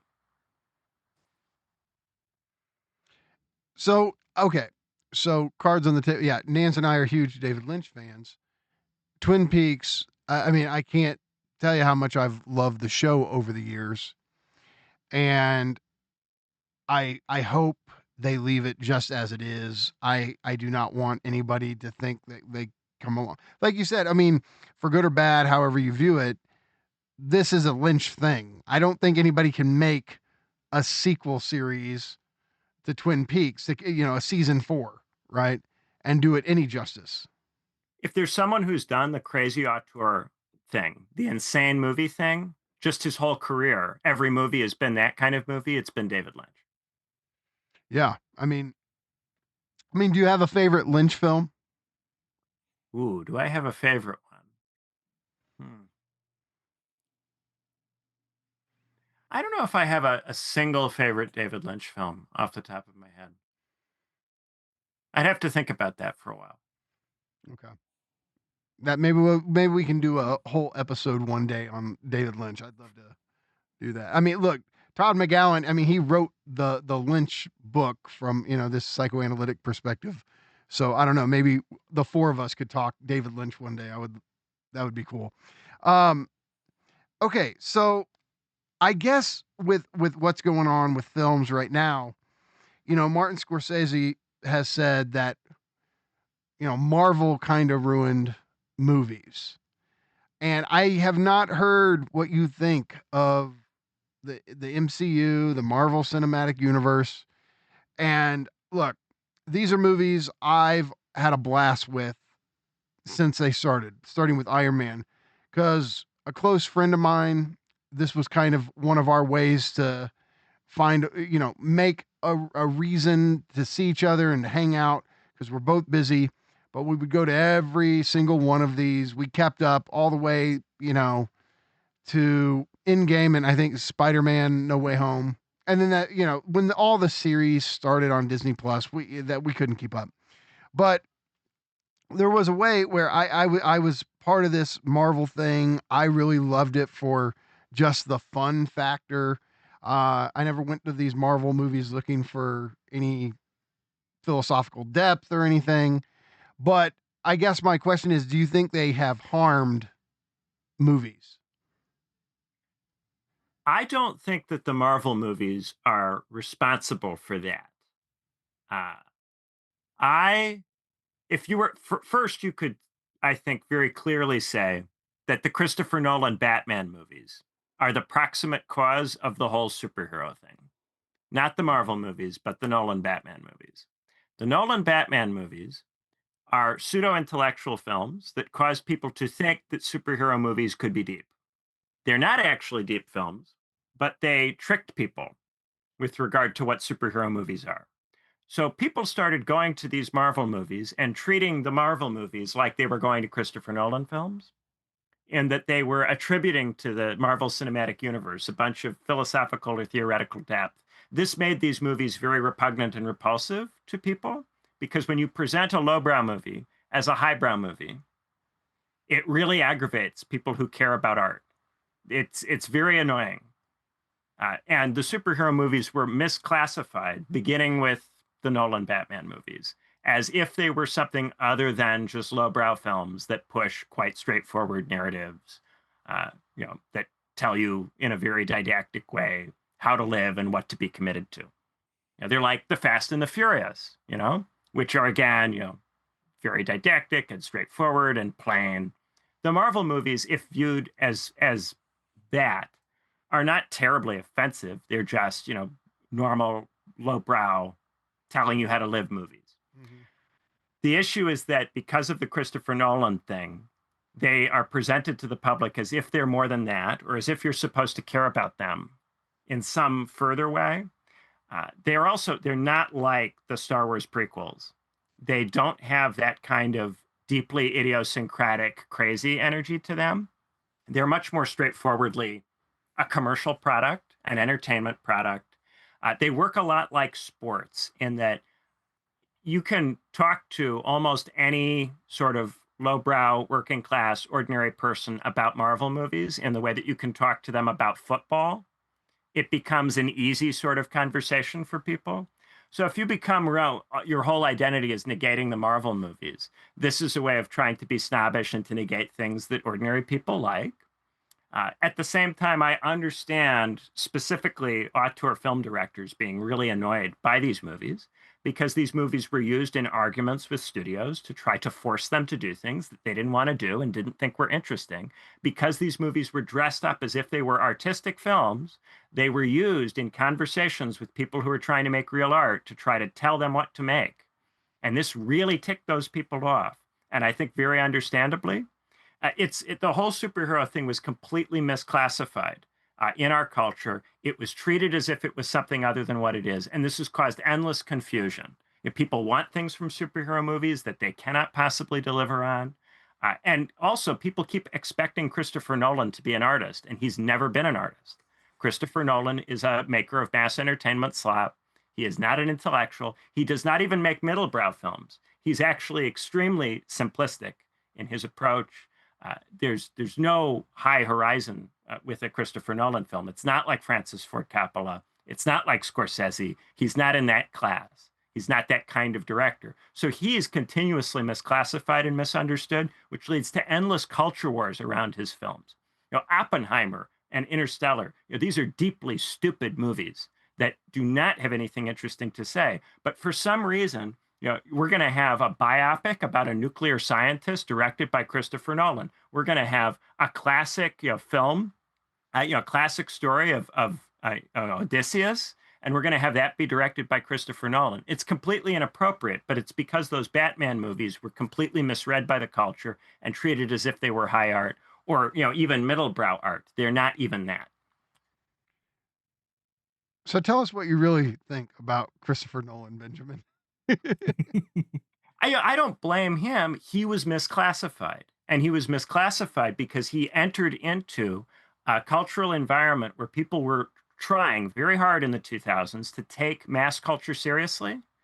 Because there's a feel if you want to deliver on political and social change, you need the ordinary subject to be part of what you're doing, which means you have to come to grips with ordinary mass culture, which means you have to find revolutionary potential in what the culture industry produces in mass entertainment and in what someone like Adorno would not have taken very seriously. So that required trying to find something in pop culture objects. And in the early millennial, kind of late Gen X, early millennial generation, there were all of these efforts to try to wring artistic potential out of works that were just not for that. They're not for that. Mass entertainment has its purpose and function, and there is a middle brow category where you can borrow some of the tropes from mass entertainment and use them to talk about an artistic idea. Fight Club is a real middle brow movie, but those Batman movies, that's not it. Those Batman movies tell you straightforwardly how to be. They are not offering you a real genuine choice between, do you want to be like the Batman or do you want to be like the Joker? The Joker is not there to stand for a viable form of life. You can't have a love triangle involving the Joker. That's ridiculous.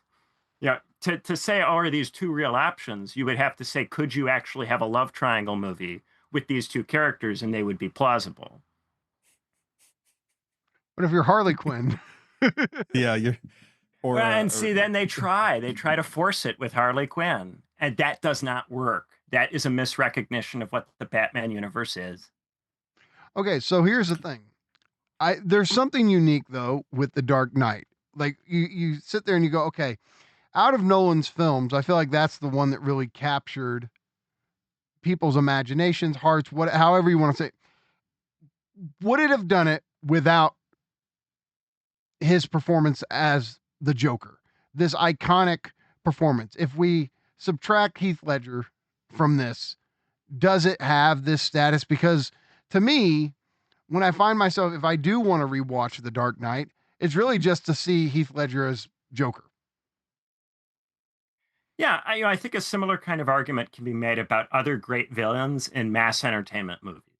Those villains make the hero's journey seem substantially more profound, particularly if the villain can be tied to something that feels as if it were a common ethos in our society.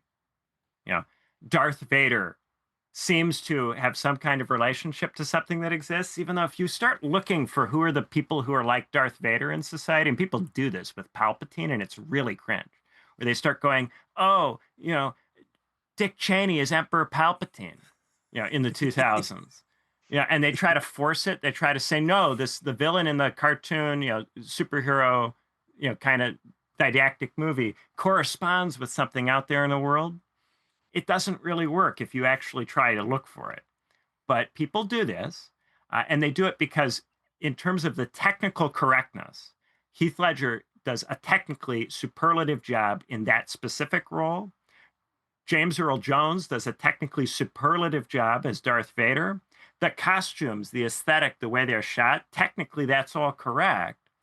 But does that mean that you have something to think about in terms of how you live your life in relation to Darth Vader or in relation to the Joker?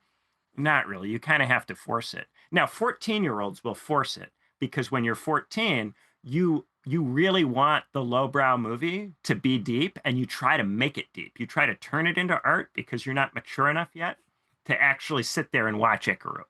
You can't do it. If you watch Ikiru when you're 14, you don't get it. It doesn't make sense to you. Right. But when you're at the very beginning of abstract thinking, what you'll do is you'll find philosophical elements or aesthetically philosophical elements in lowbrow movies and play them way up and try to take them really seriously so that you can feel like you're engaging with art. And it's often a first step for a kid and a valuable first step for a kid, which is why the lowbrow movies are made for children in the sense that they are telling a young person didactically how to live at a point in their life when they're not ready to think about it yet for themselves. And they are a kind of initiation into a society.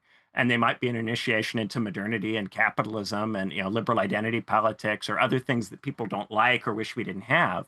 But this is the kind of society we have, and the films are an initiation into what we've got. And they perform that function, and that's what they're supposed to do.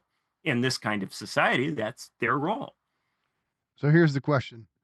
What's the better Batman movie? Batman 89 or The Dark Knight? Oh, I think Batman 89 is a much more straightforwardly Batman movie in terms of this movie understands that it's Batman and it's just doing Batman 89. The thing is, people started watching those superhero movies and wanting them to be something other than what they are. So the things that are flawed about them in that they don't know what they are and they don't actually achieve their purpose or function because they're confused about themselves. And all Christopher Nolan movies involve some level of this because Christopher Nolan himself is drunk on his own Kool-Aid and thinks he's making art. So he doesn't know what he's doing in his movies, and his movies always contain elements of confusion, right?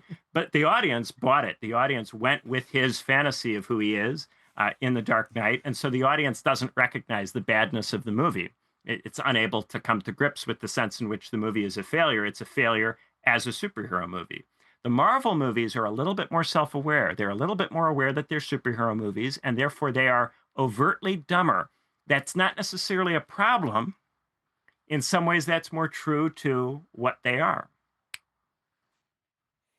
Todd Phillips is who Christopher Nolan thinks he is. And I think it's fitting that people hate the Joker Part 2, but that's like, I don't know, like what they think they've been watching all the time, like an actually deep, maybe not actually deep, but like someone who is actually trying to say something via the medium of these gregarious characters, superheroes and supervillains. And people hated it. People were like, "Oh, the Joker Part 2 sucks." And I think it's going to become a cult good. classic, though, guys. Yeah, I hope so. I think it's it's pretty good. Yeah. It's another Um, sign of the confusion, though. That somebody yeah, goes and thinks, "Oh, I can actually make that." No, you can't yeah, actually make that. You can only make a movie that seems to the lowbrow audience as if it's that. You can't actually do it. If you actually yeah. do it, there's no audience for actually doing it. Everybody's gonna hate it. Yeah, they're just going to be mad at you for stealing, ruining this thing by making it your own weird thing and pouring all of your own idiosyncratic notions into it. And that's not what they want. They want something recognizably Batman. Yeah, For it to be recognizably Batman, it cannot be high art. Batman is not high art. Batman, he's an exemplar. You're supposed to be like him. He faces the kinds of dilemmas you face, and you're supposed to do what he does. He's Batman. He's a good guy. Be like Batman. Have you ever seen there's a study that goes around of like if a person is dressed up as Batman on the subway, people just behave better because Batman is there? Really? yeah, yeah, yeah, It's a yeah, social yeah. science study that was done. They had a guy dress up as Batman, and then they had a control group where there was no Batman, and they just observed people's behavior if Batman is present. That's because it's low art, and he's just an exemplar and kind of a basic story for children. Okay. I Oh no, go ahead, Nance. I first of all, um I like Luc Besson. Um but I don't know exactly what he's doing. I think if I were to I guess have to sit down and say what I think he's doing, I think Luc Besson is probably like a middlebrow director, but I don't want to say anything about Luc Besson. I'm just thinking about Luc Besson right now because we're talking about good directors and bad directors. Um I feel a similar disdain that you seem to feel for Christopher Nolan. I don't like Denis Villeneuve, and I have seen the sequel to Blade Runner 30 times. I've watched the Dune movies 24 times each. I watch them over and over and over again to try and understand what it is I don't like about them because I I don't thought the like them. first I thought the first Dune movie had potential, but the second Dune movie convinced me he doesn't know what Dune is about. Yeah, Yeah. yeah, and it's I was kind of willing to heartbreaking. see where it goes, but every other Denis Villeneuve film I've seen, I have very much thought doesn't know what it's for, doesn't know what it's trying to do, is much less deep than it thinks that it is. But one of the things that Nolan and Villeneuve have in common is that at the level of cinematography, at the visual level, they're technically extremely skilled people. These are people Yeah. who have a very high level of just cinematography, visual skill, and they can make shots that are extremely beautiful, but they are not philosophically deep people. And if you are not someone who has that level of depth, you can't make great art. You can make stuff that looks good, but that's not the same thing. Mm. As much as everyone likes to say that it's the same thing, it's not. Okay, so speaking of somebody making a film, knowing what it is, and executing it. Now, I'm not going to put him on the level of Kurosawa, but another director I wanted to ask you about, John Hughes. Seems to me that he knew exactly what he wanted to do with Breakfast Club, Ferris Bueller's Day Off. That for what these are, he nailed them, and there's a reason that people who were young at that period in time, these are like the cherished movies of that generation. Uh, do you think like he's a director who accomplished what he was trying to accomplish? Yes. So I think that those movies are middlebrow. I think that they present, for instance, The Breakfast Club presents a bunch of different archetypes of people, various different ways to deal with the high school experience, and then tries to find ways to find possibility in those different paths, find ways to have those paths converge. It's a little bit like, it's a little bit culty. I think, sometimes when people watch that, it does feel a little didactic and a little lowbrow, and that there is a kind of intent to transcend these distinctions. And that intent is very overt and very felt, especially if you watch it now. But I do think that it allows the viewer to think a little bit about how to live in relation to the question of high school. Similarly, with Ferris Bueller's Day Off, there's a question of how to deal with the problem of being Ferris Bueller in this, environment that seems kind of hostile to you.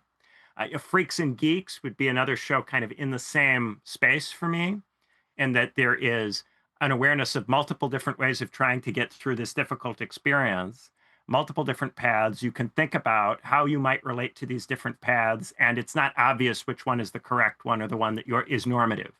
There are different approaches that are framed as possible, and the sociability of the different archetypes is a reminder that just because you pick one of these approaches or strategies, it doesn't mean that you have to be hostile to people who have chosen a different approach. These approaches are all motivated by dealing with the same fundamental situation, that of high school, which is a deeply oppressive and strangling situation.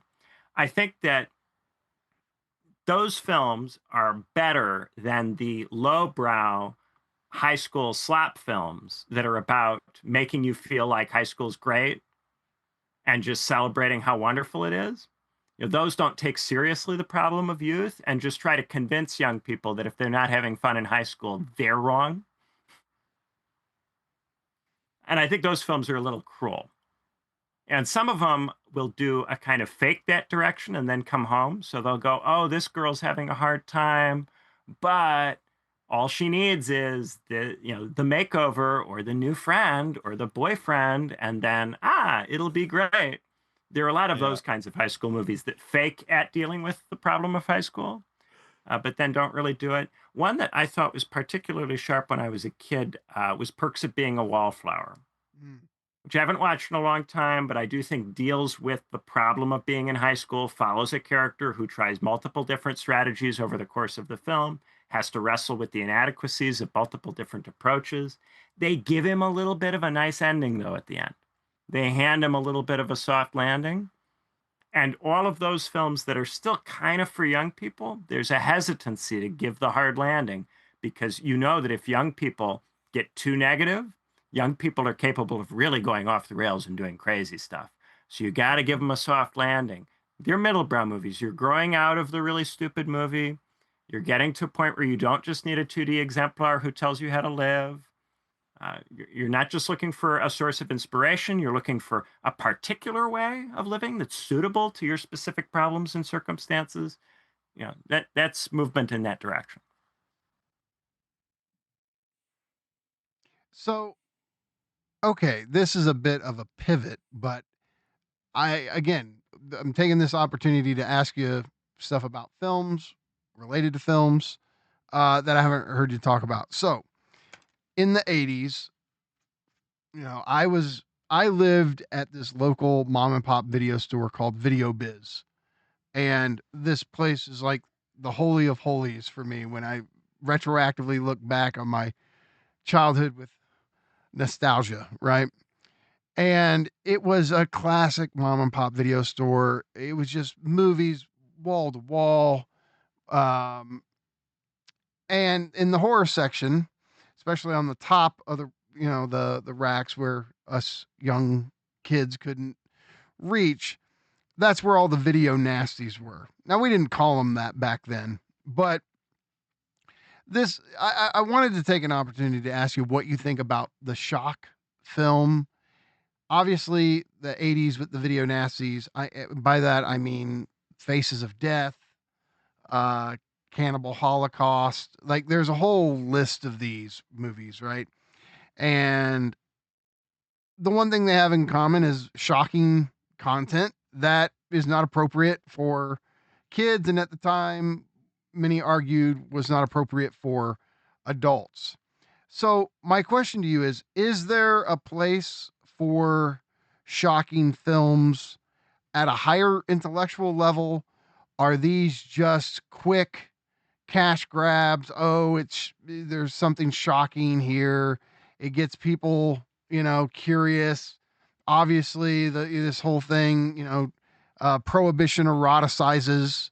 You could say these movies profit off that, basic psychoanalytic insight. But I know this. I know that as a kid, being able to finally see Faces of Death or Cannibal Holocaust, there's a bonding ritual involved. It's Žižekian, it's inherent transgression. And so I think that logic's easy enough to understand. But again, the broader question is there a role for the shock film at a deeper intellectual level, just beyond the surface level effect? So I think that I would be hesitant to say that there's a role for the shock film. I would say that there's a role for shock in the service of a worked out end that's worth pursuing. There's a kind of Gen X tendency to transgress for the sake of the transgressing on the assumption that transgression is obviously meaningful or obviously accomplishes something. I think that what we've seen over the last 30 years is that that is not obviously true. You can transgress and you can shock in ways that don't obviously accomplish something. And there's also an inflationary effect. So when you get into the habit of transgressing and shocking all the time, it loses its effect. Not in the 90s panic sense of it causes people to be desensitized to sex and violence and then to do crazy sex and violence in reality, but in the sense that the movies actually can't have the effect anymore. They just don't hit. They don't do it. And that means that it's kind of a resource to be used up, the shock, which means I think if you're to be responsible to that as a filmmaker, you have to use it for purposes intentionally. And you have to be aware that every time you do that in a movie, you are depleting the well for your viewer forever. Every time you include a shock moment, you are making that technique less effective the next time they see it in another movie. So you have to be aware of that and use it for a purpose, not just for the sake of it. That's not to say that I'm going to moralize about it. Back in the 90s, they didn't know that that stuff doesn't accomplish anything. They hadn't tried it yet. Mm-hmm. Yeah, I don't know what it would even be at this point to be effectively shocking with a film.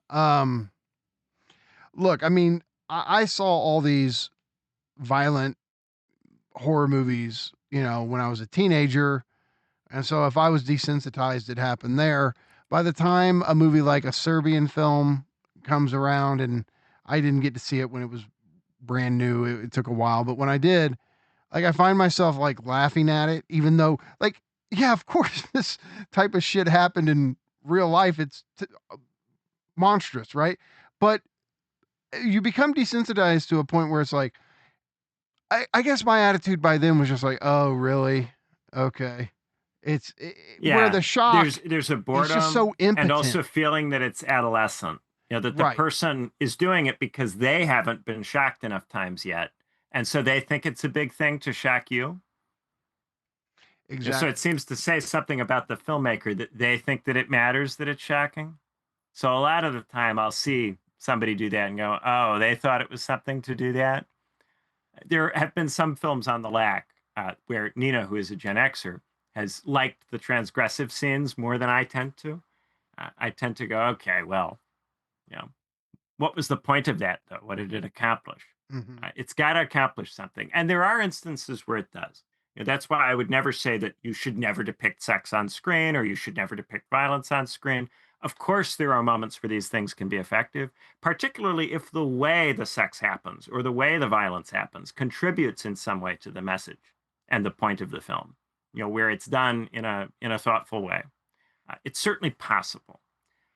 But I do think that Gen Xers did it to death, played it out. It's going to be a while before it's possible to do it again in a way that's effective with any level of reliability. Mm-hmm. They kind of drained it. They peak shocked a while ago. I think and now we're living in a desert.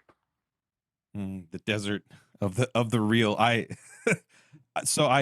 One scene that, because I'm trying to think of times I've been shocked and I can't even really kind of remember shocking moments from films, even though I've seen tons of them, I'm sure. But one moment that does always kind of jump out at me is in The Matrix, when they enter the lobby in their black trench coats and they start shooting everybody. And it always, for some reason, it evokes some type of horror that I identify with Columbine. Like for me, everyone talks about how September 11th changed the world, 9/11, there's pre 9/11, there's post 9/11 in the world. I don't know if that's true universally, but I think for me, at least from my perspective, being an American kid at the time, I think there's a pre-Columbine world and a post-Columbine world. So I think Columbine is this like generational shift. And that violent scene in the Matrix movie invokes not the same horror, but a cousin of that horror that like from Columbine, like the and I think what's even more shocking and more horrifying is I don't think the Wachowskis are aware of how horrifying that violence actually was. Like they were just like, our heroes are going into the lobby and they're shooting all the bad guys, and it's okay to shoot bad guys. Yeah, the bad guys, they're two-dimensional, they're bad guys. It's okay that we shoot them all. And just from my perspective, I'm horrified. Even though they're computer simulations, it's not real death, it's a movie, it's okay. It's still something about that scene. Well, aren't they real to people? This day is horrifying. Aren't they? I don't think the agents haven't taken them over. Aren't they plugged into the Matrix? They're cops or yeah, but there's there's this level of separation. They treat them like they're NPCs. not actually shooting them. Yeah, like it is actually horrifying. That was a too early version of millennial ironic violence, which is the successor to Exershock, which is the violence which has been depicted in such a way that you are obviously not supposed to care about it. Yeah. You mean like John Wick? And they didn't make it obvious to you that you are not supposed to care about that violence. They left it in a gray area where you could still care about it, which allows it to potentially have artistic effect. You can wrestle with, why do you care about these characters that aren't real? If they did it deliberately, that could potentially be a sharper, interesting element. Now, in a lot of these movies, there is violence that is ironized, that is not to be taken seriously, that is overtly dismissive of even the idea that you would take it seriously. And that stuff, I think, is very hard for older people to watch because it is not what they expected to be the outcome of their shock violence. But it has been the outcome. The outcome is ironist violence that's not at all taken seriously. Yeah, but also cartoon violence, but with real people. Yeah. The movie Novocaine comes to mind. And I really like the movie Novocaine. This is the one movie Nance and I got to see together in person. Yeah, but it also does have this like just ironic violence, but I don't think it's too disturbing. I've definitely seen some other stuff that it is a bit disturbing. And come on, I'm a 40-year-old guy. Things aren't supposed to get to me in that way, but things still get to me that way. But yeah. The early ones would start off ironic violence, and then as the film goes, there would be some kind of, are you sure you really don't care about this violence? Maybe it should get to us after a while. That was how they used to go, and now they don't even do that. I mean, look, when I think back, there's scenes from movies that really stuck with me because I saw them earlier than I should have probably, but back then that was just what we all did. We found ways to see these movies that we probably shouldn't be watching, but obviously, I mean, when you're a kid in the 80s, I don't know, I was 8 or 9 when I snuck and we saw Nightmare on Elm Street, the first one. Obviously the scene where she's dragged up the wall and all that, I mean, that will stick with you when you're a kid. And then I don't know, as a teenager, when I saw some of the video nasties like Maniac, there's a shotgun scene that's like, oh shit. But I don't know. I think, obviously, I think I think the whole desensitizing process starts very early, or it did with us. I can't speak to the younger generations. But I mean, whether it was Texas Chainsaw or it was Evil Dead or did they really bother us? No. I think a lot of us we were more bothered by psychological, like you go back and this is like one of the least scary movies from back then, but the movie that really shocked a lot of us was the miniseries. And somehow, like as a kid, this psychological dimension of Pennywise, as you don't know what it is, you don't like, that's much more effective than just a scene of gratuitous violence. Yeah, it had to go into the direction of murder because then it's something that's a little bit socially embedded so that you can imagine perhaps this could really happen. So it goes away from just the supernatural horror or the really over the top cartoonish murderer into somebody who seems a little bit more socially embedded and a little bit more passable. I mean, look, I've seen so many horror movies. Most of them suck, and yet this is a thing that, God, do they make fun movie nights? They're great movie night movies. They're very technically, it's not that difficult to make one. They're not that hard to make. You can achieve the purpose of a horror movie in a very machinic way by simply doing it in a technically correct fashion, which means they're low risk and people pay to go see them. As a consequence of this, horror elements are making their way into more and more movies because they are an extremely easy thing to do in a technically correct way. There's a science to them that at this point is well mastered by the people who make them. And when you integrate them into other movies, they uh, give the audience something that the audience knows how to process and deal with because it's been trained to do that by the history of these kinds of films. So if you insert horror elements into another kind of movie, you make that other kind of movie a little bit easier to go down. There will be something in that movie, even for people who might have a hard time with the substantive content of it. And so now we're getting to the point where a lot of movies that are talked about as best picture contenders have a lot of horror elements in them. A lot. And where a lot of the appeal for large parts of the audience is the horror elements. It's a quick way to try to do middle brow now is to integrate a lot of horror elements into something which otherwise is trying to be a little bit artistic. Yeah, like they call it elevated horror, right? So the Babadook, if I'm saying, I never have known if I'm saying that damn movie name correctly. It Follows, Hereditary, Midsummer, Summer, all these elevated horror movies. I mean, Beau is Afraid. sure, yeah. I mean, that's a hell of a movie. Like, I mean, do you like it? That's. I mean, I could see you going yes or no on that one. I think Beau is Afraid is an interesting movie. I would call it a middle brow movie. It uses a lot of horror tropes to try to keep itself interesting enough to a large enough audience to function. What is it ultimately about? It's about the impossibility of dealing with the overbearing mother and all the different ways you can try to deal with that and ultimately be unsuccessful. So it has, I think, an artistic element to it for sure, uh, but it compromises heavily by integrating all of these horror elements. And for somebody like Nina, when we watched Beau is Afraid, a lot of those elements were distracting and unhelpful. And why do we need to have those? Can't we just have the artistic stakes in this film? Why does it need all of this other stuff?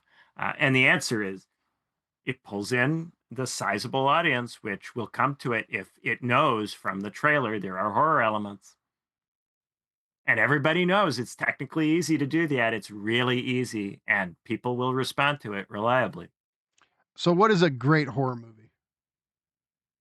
I think a great horror movie is a middle brow movie that puts the horror in the service of something beyond the horror. Those are the very best. We, for instance, on the LAC, we had a good time with, what is it called? The one about, hang on, I gotta pull it up. The one about the missionaries visiting the house. Oh yes, Heretic. Heretic. Yeah. Yeah. Heretic I thought was a great horror movie. Heretic, I viewed it as a parable of going through the modernization process. So these women are lured into the house because prior to modernization, everything is cold and rainy and horrible, and it's just uncomfortable, and here's the house. The house is a comfortable place to be. It may be a little awkward. It may seem a little bit soulless or lacking in meaning, but it's a comfortable place to be, and you want to get out of the rain. I mean, come on, who wouldn't? And then gradually, as they go through the house, they encounter all of the things they didn't bargain for in entering into modernity. But they can't leave. They can't go back out of the house. They have no choice but to go through modernization and to go through the philosophical exercise of the modernization process. No matter how much they hate it, there is no alternative but to go through it. The only way out of that house is through the house. And it's only because the one missionary girl sticks with the process that she ultimately reaches the end of that journey. But it's got so many different moments that you can analogize the different moments in the modernization process. You have this person who seems to be very confident in his atheism, but actually he's extremely not confident in it. That's why he needs to try to get these religious people to adopt his view.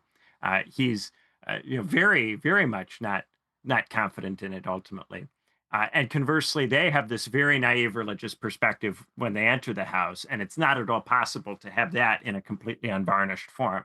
They have to go through this transformation process to reach an iteration of their beliefs that is higher and more uh, uh, sophisticated than what they had when they entered the house.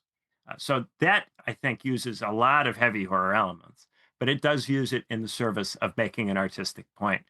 And there's like a dead woman in the movie, and but it works at the level of it has, I think, a genuine artistic point. Many people don't quite get its artistic point or simplify it a bit. They misrecognize it as just a very straight didactic atheism versus religion thing. But I think much more fundamentally, it is a film about the modernization process, as understood as an enclosed house, which has a basement. You have to go down modernization rather than up it. That's really good. Okay. Yeah. I think to end this episode, I've got the way to end it. So I want to ask you about happy endings. And part of the question is there any happy ending that isn't ideological? Can you have a non-ideological happy ending? And if the example I'm going to give right now is not the example of like the great unhappy ending, I want you to tell me one that's better. So this is not just me. Look, I love this movie. It's one of the seeing this movie. I saw it in the theater when I was a teenager with my grandma, and we both just absolutely loved it. And it's a fucked up movie, but uh, it was one of these movies that made me want to read books and to know things, and it planted that seed early on. I'm talking about Seven. Now, Seven, this ending of Seven, though, I think it's a great ending, but one of the darkest, most unhappy endings in cinema history. And everybody, this is like pop culture level. It's not just me. I mean, if you ask people, like, what's the greatest unhappy ending, Seven is a big contender for that.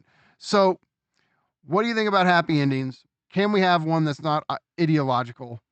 And how do you pull off a great unhappy ending? Yeah. Yeah. So Seven is a great example of an unhappy ending that is very successful.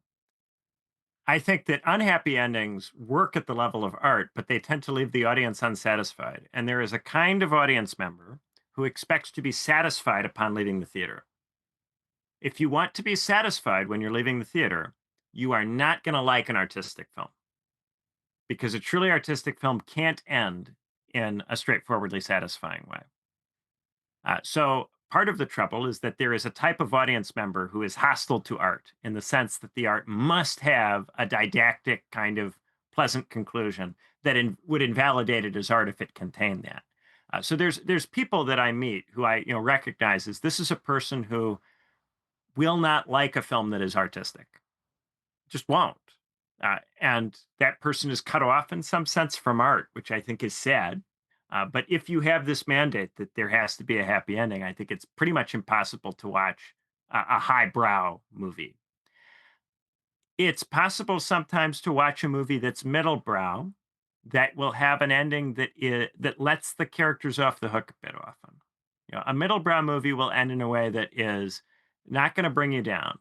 So, for instance, we were talking earlier about The Breakfast Club. Classic middlebrow ending. At the end of the movie, it's not like they're all terribly, wonderfully happy, okay? But you have to give the character a moment where he has hope. You have to let them off the hook a little bit and give them a little moment. And yes, we can all recognize that it's just a moment and, you know, they're going to have to go back to school and there are going to be more problems later. But, you know, there's a moment. And that's the kind of compromise middlebrow happy ending that tries to still preserve the possibility of thinking about the movie, but gives the lowbrow audience the pointed direction that it craves and actually will become angry if you don't provide. So I think there are happy endings that are useful in making middlebrow movies acceptable to larger audiences. That's the principal function of a happy ending. I think that there are many people for whom the middlebrow movie is the maximum possibility, and therefore happy endings serve an important purpose. They increase access to art for people who otherwise would be totally cut off. But I don't think you can have a truly great high art movie that has a straightforwardly happy ending.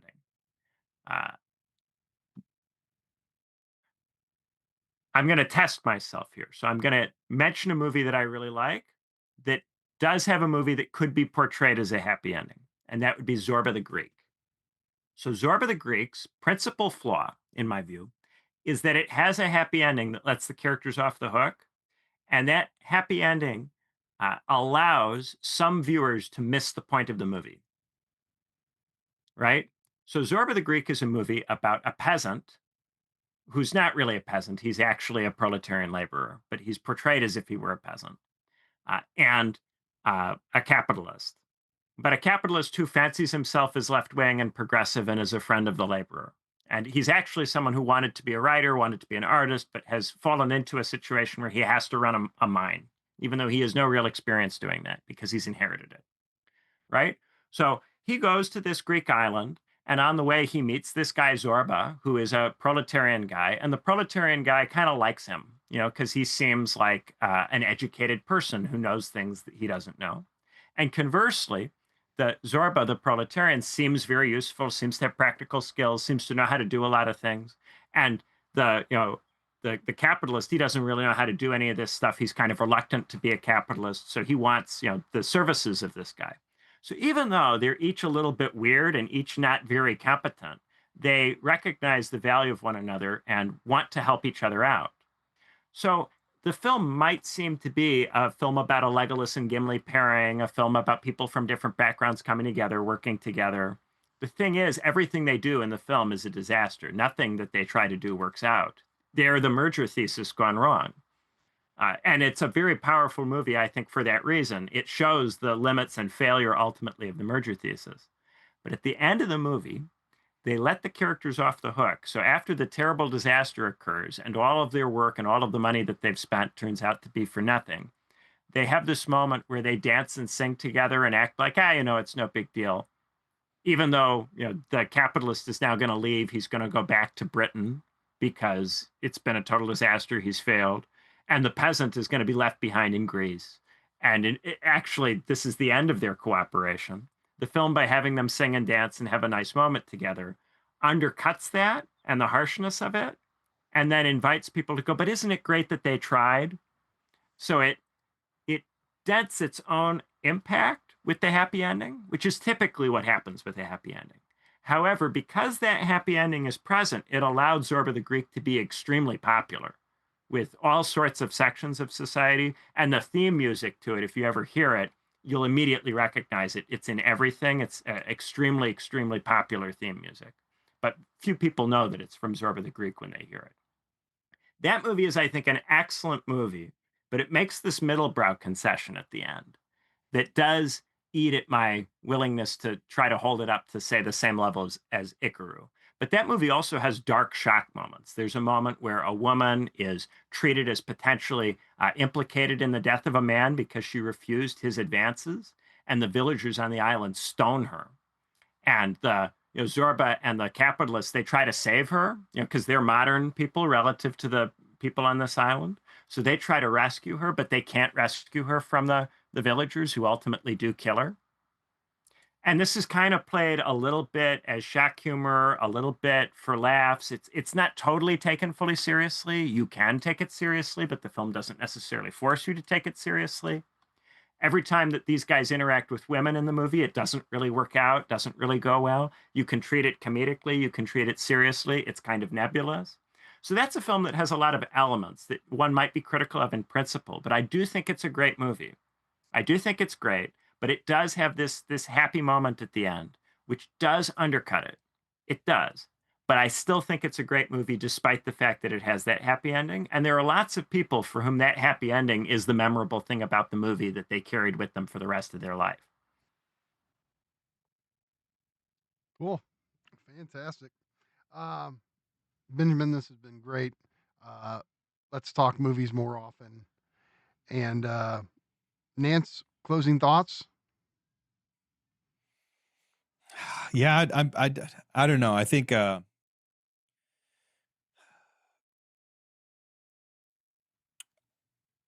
I want to find a movie that I didn't like before and go back and try to rewatch it critically, because I do it a lot where I watch things that I already know I like, and I like them and I keep coming back to them, and because I watch them critically or I apply a certain frame or whatever, I keep finding things. And it happens less with movies. It does happen more with TV shows, particularly Star Trek: The Next Generation and The X-Files and Twin Peaks, like these great shows that I feel like there's just a wealth. But I don't know, like I want to find a movie that I have watched that I didn't like, and see if I can give it another go. But I don't know, I'm racking my brain and I can't think of any movies that might be worth giving a second chance. But that's what I find myself feeling and thinking right now. So, dear listener, if you're out there in TV land, go challenge yourself. Watch a film that may be a little bit outside your box. Watch a film that maybe doesn't have a happy, satisfactory ending.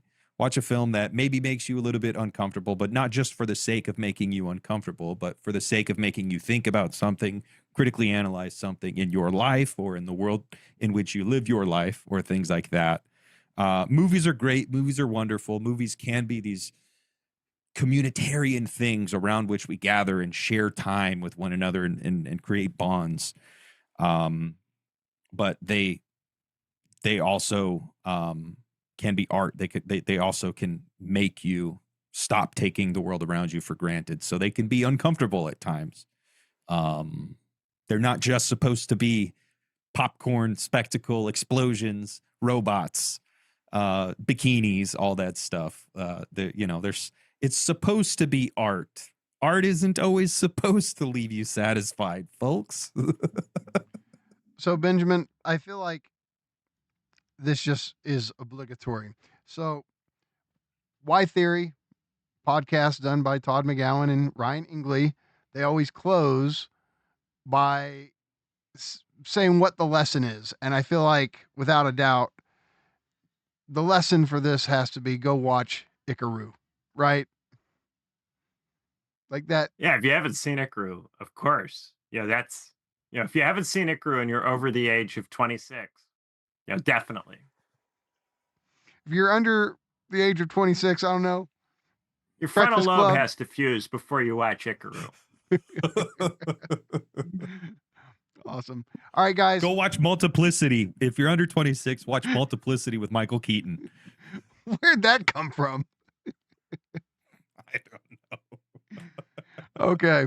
Guys, check out Benjamin's podcast with Nina Powers, The Lack. That's where every episode they're talking movies, and it's one of my favorite podcasts. So head on over there and see what they've got in store for you, because the film analysis is some of my favorite. Thank you, Benjamin. Like I say, I love talking movies, and I especially love hearing people talk movies, and I don't know. The lack for me is, the theory version of Siskel and Ebert. I don't know how you guys feel about that, but I mean it as a compliment. And I'll so take it. thank you. And let's talk movies more often. All right, guys.